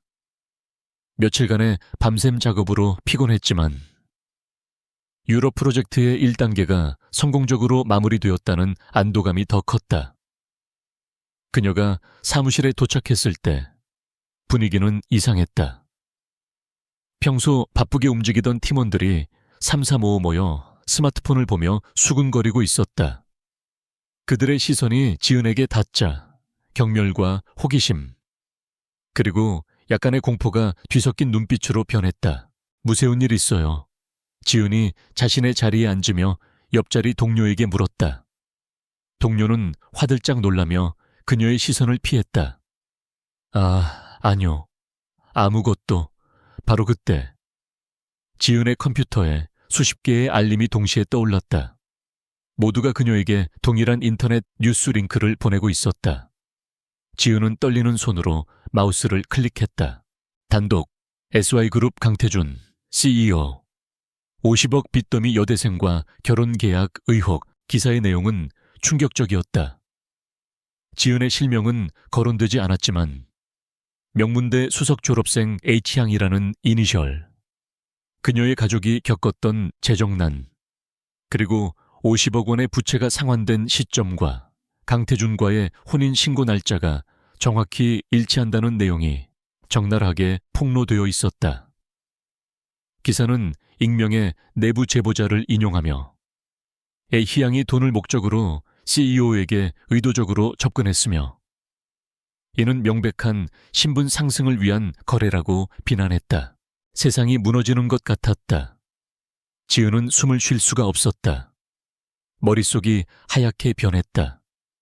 팀원들의 수군거림이 이제는 칼날이 되어 그녀의 등에 꽂혔다. 세상에, 진짜였어. 어쩐지 인턴한테 그런 프로젝트를 맡기더라니. 50억, 나라면 영혼이라도 팔겠다. 지은은 모니터를 붙잡았다. 이것은 시작에 불과했다. 오전 9시 정각, SY그룹의 주가는 개장과 동시에 폭락하기 시작했다. 그룹 인트라넷 게시판은 마비 상태에 빠졌다. 이사들은 불같이 화를 내며 강태준에게 해명을 요구했다. 즉시 긴급 이사회가 소집되었다. 강태준은 폭풍의 눈 한가운데에 서 있었다. 그는 굳은 표정으로 이사회실로 향했다. 이민혁은 비통한 표정을 지으며 그의 뒤를 따랐지만 그의 눈은 승리감으로 번뜩이고 있었다. 지은은 자신의 자리에서 얼어붙은 채 아무것도 하지 못했다. 오수진 부장이 그녀에게 다가왔다. 그녀의 표정은 차갑게 식어 있었다. 한지은 씨, 저 기사 사실인가? 지은은 입술을 깨물었다. 그녀는 계약 조항을 떠올렸다. 결혼 사실은 절대 외부에 발설하지 않는다. 하지만 지금 이 상황에서 침묵은 긍정이었다. 부장님, 저는... 지은이 뭐라고 변명이라도 하려는 순간이었다. 사무실 전체 스피커에서 날카로운 알림음이 울렸다. 그리고 전 직원에게 긴급 공지가 내려왔다. 긴급 감사 결과 공지. 전략기획팀 한지은 사원. 산업 스파이 혐의로 즉각 직위 해제. 두 번째 폭탄이었다. 스캔들이 터진 지 불과 1시간 만에 그녀는 산업 스파이로 전락했다. 공지문에는 그녀가 유럽 프로젝트의 핵심 기밀 데이터를 경쟁사로 위장한 외부 서버로 유출했으며 그 대가로 거액의 자금을 차명 계좌를 통해 수수했다는 내용이 담겨 있었다. 그리고 그 동기로 아침에 터진 50억 부채가 명시되어 있었다. 완벽하게 짜인 각본이었다. 이럴 수가. 지은은 자신의 눈을 의심했다. 그녀는 그런 짓을 한 적이 없었다. 그것은 명백한 함정이었다. 한지은 씨, 오수진 부장의 목소리는 이제 실망을 넘어 경멸로 가득 차 있었다. 그녀는 자신이 아끼던 후배가 자신의 팀을 배신하고 회사를 팔아넘겼다고 생각했다. 어떻게 팀의 신뢰를 이렇게 짓밟을 수 있지? 아닙니다, 부장님. 저는 절대 그런 적이 없어요. 지은이 절박하게 외쳤다. 하지만 이미 때는 늦었다. 사무실 문이 열리고 감사팀 직원들과 보안 요원 2명이 그녀를 향해 망설임 없이 걸어왔다. 한지은 씨, 산업기밀 유출 혐의로 긴급 체포합니다. 변명은 감사실에서 듣겠습니다. 보안 요원이 그녀의 팔을 거칠게 붙잡았다. 사원증 반납하십시오. 지은은 속수무책으로 사원증을 빼앗겼다. 그녀가 꿈에 그리던 직장, 그녀의 능력을 증명해 보이고 싶었던 SY그룹의 로고가 그녀의 손에서 멀어져 갔다. 그녀는 짐을 챙길 시간도 없이 모든 팀원이 지켜보는 가운데 짐승처럼 끌려나갔다. 사무실을 나서던 순간 그녀는 복도 저편에서 이 모든 것을 지켜보고 있는 두 사람을 발견했다. 이민혁 부회장과 오유라였다. 오유라는 참을 수 없다는 듯 환한 미소를 짓고 있었고, 이민혁은 그런 그녀를 제지하며 슬픔과 유감이 뒤섞인 완벽한 연기를 펼치고 있었다. 지은은 이 모든 것이 그들의 작품임을 깨달았다. 한편 긴급 이사회실은 그야말로 아수라장이었다. 이사들은 폭락하는 주가 그래프를 보며 강태준을 맹렬히 비난했다. 대표 이 스캔들에 대해 해명해보시오. 어떻게 빚더미에 앉은 여자애한테 돈을 쥐어주며 결혼계약 같은 추잡한 짓을 벌일 수 있단 말이오. 회사의 명예가 바닥에 떨어졌소. 강태준은 모든 비난을 묵묵히 받아내고 있었다. 그가 입을 열어 무언가를 말하려는 순간 이사회실 문이 격렬하게 열리고 비서실장이 뛰어들어왔다. 대표님, 큰일 났습니다. 그는 태블릿 PC를 강태준에게 내밀었다. 거기에는 한지은의 산업 스파이 혐의에 대한 긴급 공지문이 떠 있었다. 이사회의 공개는 순간 얼어붙었다. 스캔들은 도덕적 문제였지만 이것은 회사의 존폐가 걸린 실질적인 범죄였다. 모든 시선이 강태준에게 쏠렸다. 이민혁이 이때를 놓치지 않고 자리에서 일어났다.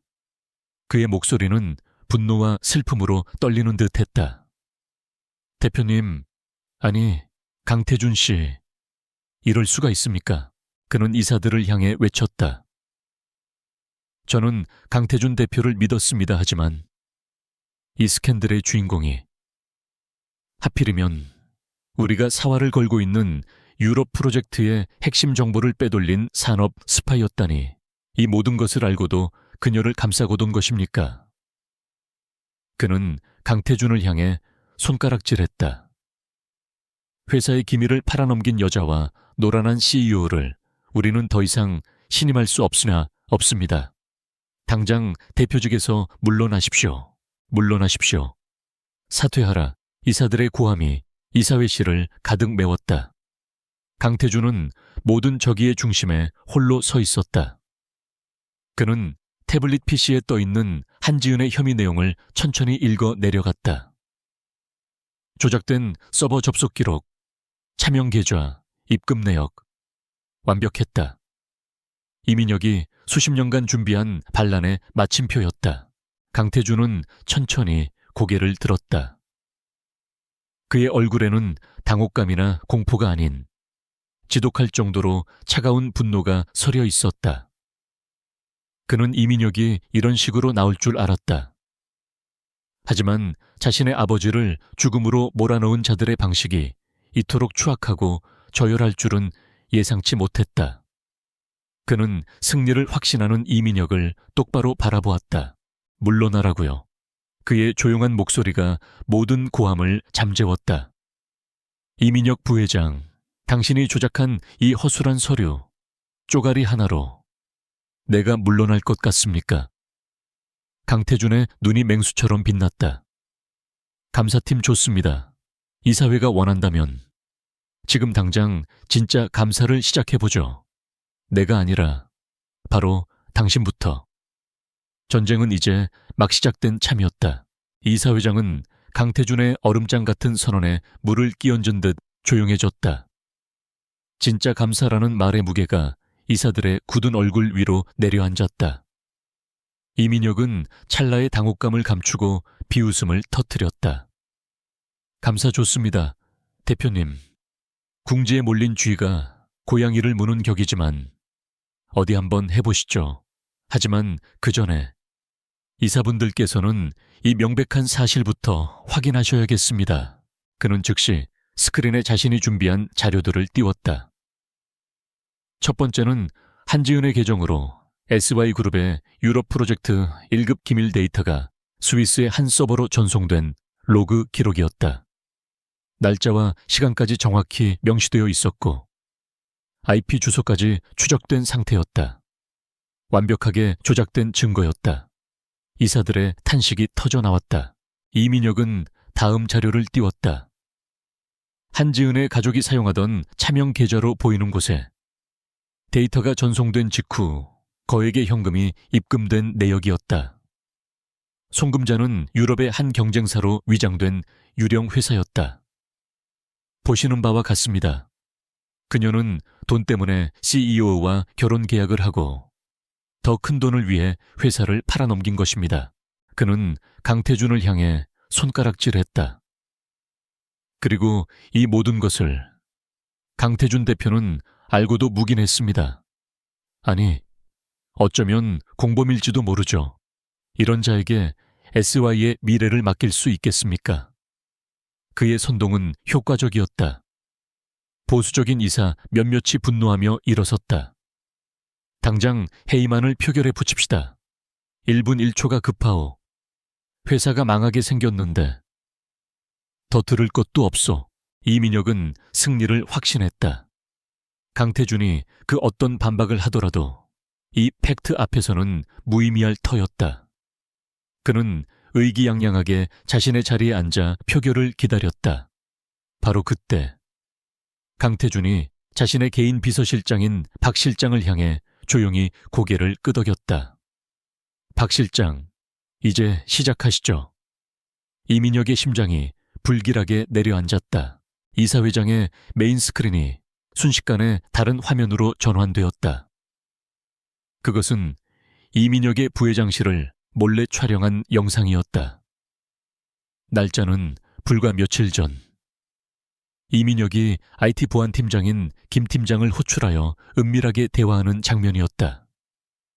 영상은 흐릿했지만 음성은 너무나도 선명하게 흘러나왔다. 김 팀장, 한지은의 계정에 백도어를 심어야겠네. 내가 신호를 주면 이게 뭐야? 이민혁이 비명을 지르며 일어섰다. 불법 사찰이야. 이건 증거가 될 수 없어. 강태준은 차갑게 그를 응시했다. 불법 사찰이 아니라 그룹 총수의 권한으로 승인된 내부 정보팀의 특별 감사입니다. 부회장님, 당신이 내 아내의 뒤를 캐기 시작한 그 순간부터 나도 당신의 꼬리를 잡고 있었습니다. 스크린은 다음 증거로 넘어갔다. 한지은의 계좌로 돈을 보낸 그 유령 회사의 설립자금 출처였다. 그리고 그 자금은 놀랍게도 오유라 변호사가 관리하는 법무법인의 계좌에서 나온 것이었다. 모든 것이 연결되기 시작했다. 이민혁과 오유라가 이 모든 것을 조작했다는 명백한 증거였다. 말도 안 돼. 이건 조작이야. 이민혁이 절규했다. 조작이라고요. 강태준이 웃었다. 그렇다면 이민혁 부회장, 당신이 방금 1급 기밀이라며 보여준 그 데이터, 그게 뭔지는 알고 있습니까? 강태준은 박 실장에게 다시 신호를 보냈다. 스크린에는 지은이 유출했다는 그 기밀 데이터의 실제 내용이 공개되었다. 그것은 완벽하게 조작된 시장 상황과 전혀 다른 가짜 정보였다. 이사들은 혼란에 빠졌다. 이게 어찌된 일이오. 강태준은 그제야 자신의 진짜 카드를 꺼내들었다. 나는 이민혁 부회장이 내 아버지를 배신했던 그 방식 그대로 그룹을 좀먹고 있다는 것을 알고 있었습니다. 나는 그가 내 것을 훔치려 할 것을 알았고 그래서 덫을 놓았습니다. 그가 훔쳐간 저 데이터는 내가 일부러 흘린 미끼였습니다. 그의 목소리는 이사회장 전체를 울렸다. 나는 이 거대한 부패 세력을 상대할 사람이 필요했습니다. 돈에 흔들리지 않고 압력에 굴복하지 않으며 누구보다 뛰어난 통찰력을 가진 사람. 그는 스크린에 지은이 제출했던 그 기적 같았던 유럽 신규 바이오테크 시장 진출 타당성 검토 보고서의 원본을 띄웠다. 이민혁 부회장이 불가능한 임무라며 그녀에게 던져준 그 프로젝트. 그것은 사실 나의 시험이었습니다. 그리고 한지은 씨는 여러분 모두가 실패라고 단정했던 그 잿더미 속에서 SY그룹의 새로운 10년 먹거리를 찾아냈습니다. 당신들이 스파이라고 매도한 그 인턴이 이 회사의 진정한 미래입니다. 강태준의 목소리에는 자부심이 실려 있었다. 모든 것이 뒤집혔다. 이민혁은 다리가 풀린 듯 자리에 주저앉았다. 그의 계획은 완벽했지만 강태준은 그 계획의 한 수 위에서 모든 것을 내려다보고 있었던 것이다. 이사들은 감탄과 경애가 뒤섞인 눈으로 젊은 CEO를 바라보았다. 그때 가장 연장자인 이사가 조심스럽게 마지막 질문을 되던졌다. 그렇다면 대표님, 오늘 아침에 그 스캔들, 결혼 계약은 사실입니까? 모든 시선이 다시 강태준에게 쏠렸다. 이민혁의 눈에도 마지막 희망의 불씨가 타올랐다. 범죄 혐의는 벗었지만 도덕적 흠결은 여전히 그의 발목을 잡을 수 있었다. 강태준은 잠시 숨을 골랐다. 그는 이사들 한 명 한 명의 눈을 맞추며 조금의 망설임도 없이 입을 열었다. 네, 사실입니다. 시작은 계약이었습니다. 이사회장이 다시 술렁였다.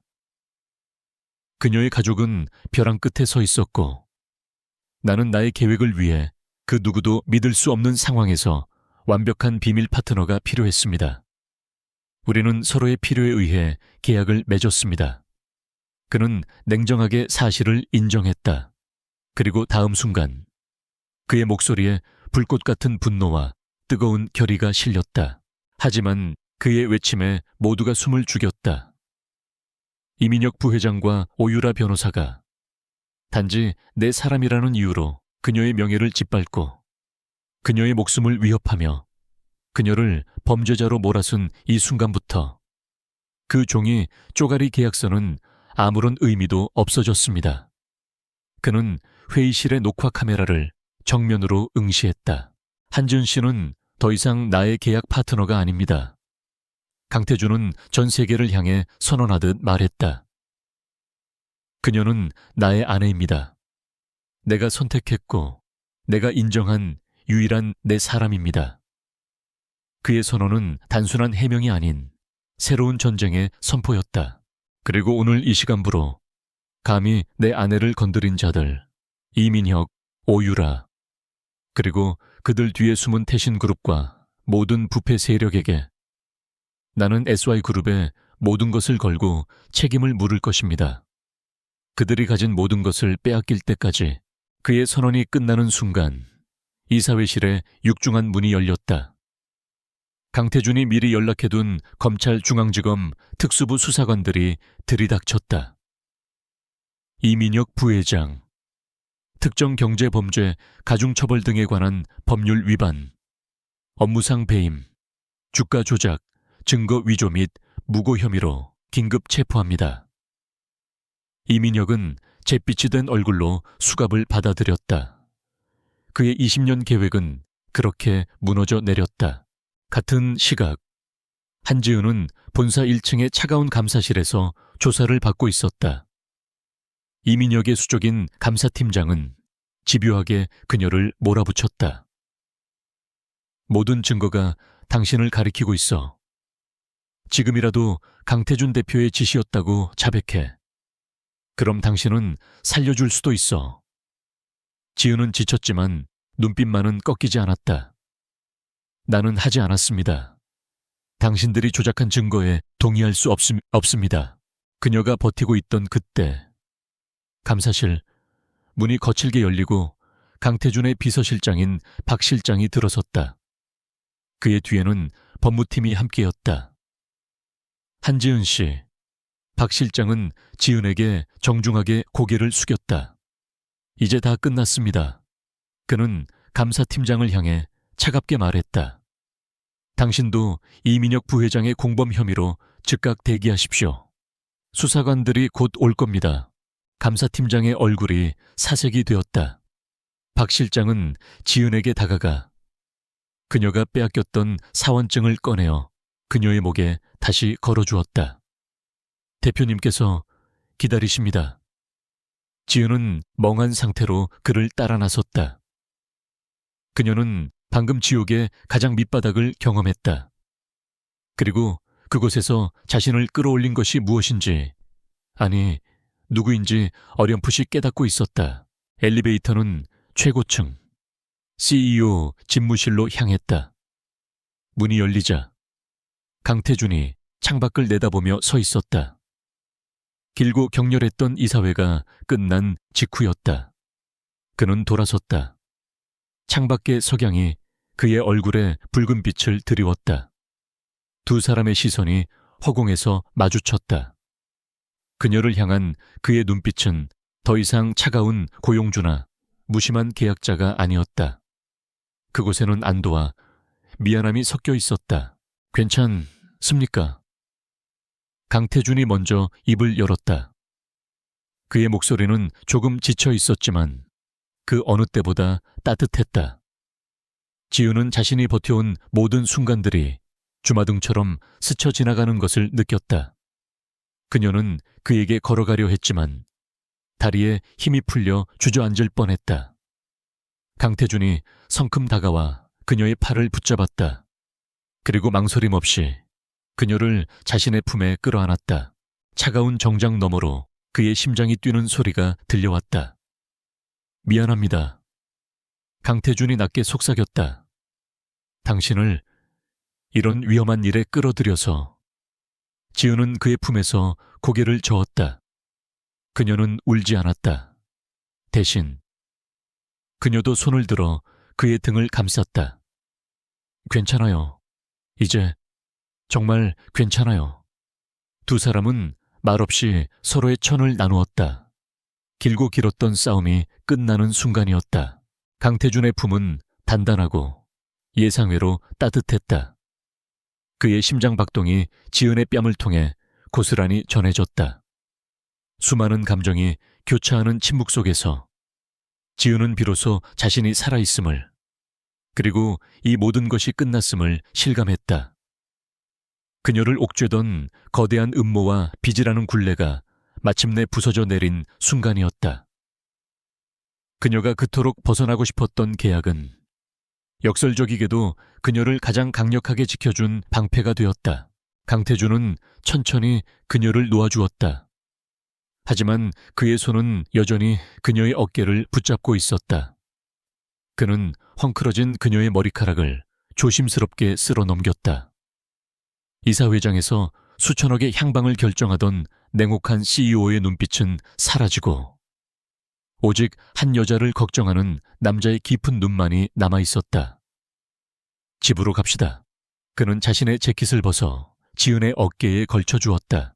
펜트하우스로 돌아오는 차 안은 숨 막히게 조용했다. 지은은 창밖으로 빠르게 스쳐 지나가는 서울의 야경을 바라보았다. 불과 몇 달 전, 절망 속에서 이 남자와 계약서를 쓰던 그 밤과는 모든 것이 달라져 있었다. 그녀는 더 이상 돈에 팔려 온 신부가 아니었다. 그녀는 이 거대한 전쟁의 승자였고 이 남자의 아내였다. 다음 날 대한민국은 SY그룹의 대격변으로 발칵 뒤집혔다. 이민혁 부회장의 정격 체포와 태신그룹 오유라 변호사의 공모 혐의는 모든 뉴스의 헤드라인을 장식했다. 그룹을 내부에서부터 좀먹던 거대한 부패 세력이 하룻밤 사이에 뿌리 뽑힌 것이다. 어제 폭락했던 SY그룹의 주가는 강태준 대표의 완벽한 승리와 내부 정화 소식에 힘입어 개장과 동시에 상한가를 기록했다. 강태준은 숨 돌릴 틈도 없이 기자회견을 소집했다. 플래시가 폭죽처럼 터지는 가운데 그는 단상 위에 홀로 섰다. 그는 이민혁의 범죄 사실과 그간의 내부 감사 과정을 한치의 오차도 없이 냉정하게 브리핑했다. 기자들의 질문이 쏟아졌다. 한지은 씨와의 계약 결혼설은 사실입니까? 대표님의 사생활 문제가 이번 사태를 키웠다는 비판에 대해 어떻게 생각하십니까? 강태준은 마이크를 잡았다. 어제 이사회에서 밝혔듯이 시작은 계약이었습니다. 그는 정면 돌파를 선택했다. 이민혁 전 부회장의 위협 속에서 나는 나의 가장 중요한 자산을 보호해야 했습니다. 그것은 유럽 프로젝트의 핵심 전략이었고 그 전략을 창조해낸 한지은이라는 인재였습니다. 그는 아내가 아닌 인재라는 단어를 사용했다. 그는 기자들을 똑바로 응시했다. 나는 내 사람을 지키기 위해 내가 할 수 있는 최선의 방법을 선택했습니다. 하지만 그 과정에서 나의 아내가 감당할 필요가 없었던 위험과 모욕에 노출되었습니다. 그는 카메라를 향해 고개를 숙였다. 이 자리를 빌려 SY그룹의 대표로서가 아닌 한 남편으로서 나의 아내 한지은 씨에게 공식적으로 사과합니다. 나를 믿고 그 지옥 같은 시간을 견뎌주어 고맙다고, 그리고 미안하다고. 기자회견장은 술렁였다. 이것은 단순한 해명이 아니었다. 냉혈한으로 알려진 CEO의 진심 어린 고백이자 아내에 대한 공개적인 사랑과 존경의 표현이었다. 그는 이어서 중대 발표를 했다. 한지은 씨는 더 이상 전략기획팀의 인턴이 아닙니다. 오늘부로 그녀가 기획하고 성공시킨 유럽 신규 사업본부의 초대 본부장으로 정식 임명합니다. 그녀는 자신의 능력으로 그 자리를 증명했습니다. 이민혁과 오유라의 몰락은 처참했다. 이민혁은 수십 년간 축적한 범죄 혐의가 모두 인정되어 중형을 선고받았다. 오유라 역시 주가 조작 및 증거 위조 공범으로 기소되었고, 태신그룹은 SY그룹과의 모든 거래가 끊기며 창사 이래 최대의 위기를 맞았다. 오유라의 오만함이 그녀 자신과 그녀의 가문 전체를 무너뜨린 것이다. 모든 폭풍이 지나간 그날 밤, 지은은 자신의 이름으로 발급된 본부장 한지은이라는 명패가 놓인 새로운 사무실에서 마지막 정리를 하고 있었다.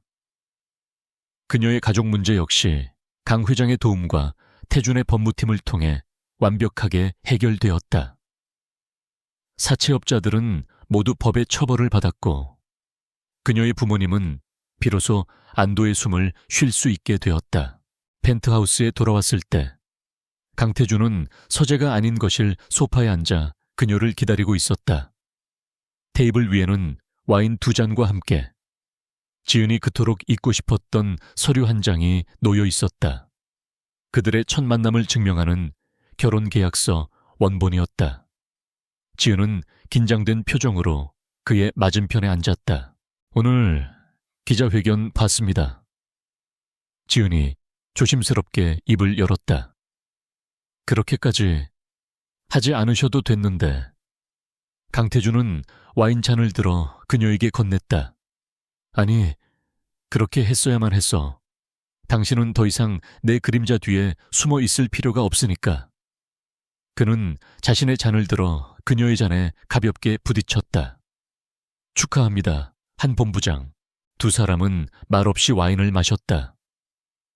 차가운 계약으로 시작된 관계가 이제는 그 누구보다 뜨거운 동지애와 신뢰로 변해 있었다. 강태준은 테이블 위의 계약서를 집어들었다. 이민혁은 이 종이 쪼가리 때문에 당신이 내게 묶여 있다고 생각했지. 하지만 그는 틀렸어. 그가 지은을 바라보았다. 그의 눈빛이 깊고 진지해졌다. 나는 당신이 쓰러졌던 그 밤, 당신을 안고 이 집으로 돌아왔을 때 깨달았어. 이 계약은 이미 아무런 의미가 없다는 걸.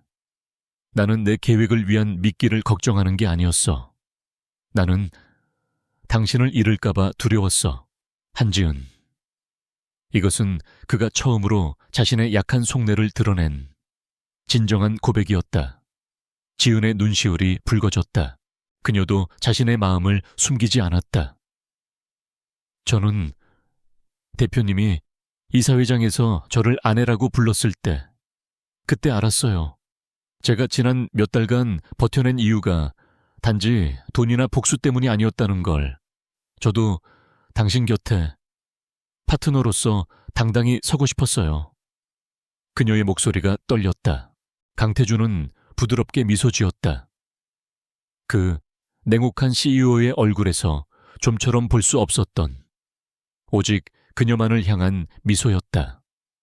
그는 계약서를 반으로 찢었다. 그리고 다시, 또다시 종이가 조각나 제가 될 때까지 찢어버렸다. 이제 우리에겐 이게 필요 없어. 그는 찢어진 종이 조각들을 테이블 위 쓰레기통에 던져버렸다. 그는 자리에서 일어나 지은에게 다가와 그녀의 앞에 한쪽 무릎을 꿇었다. 그는 그녀의 왼손을 잡았다. 계약의 증표로 끼워졌던 차가운 다이아몬드 반지가 끼워진 손이었다. 한지은 씨.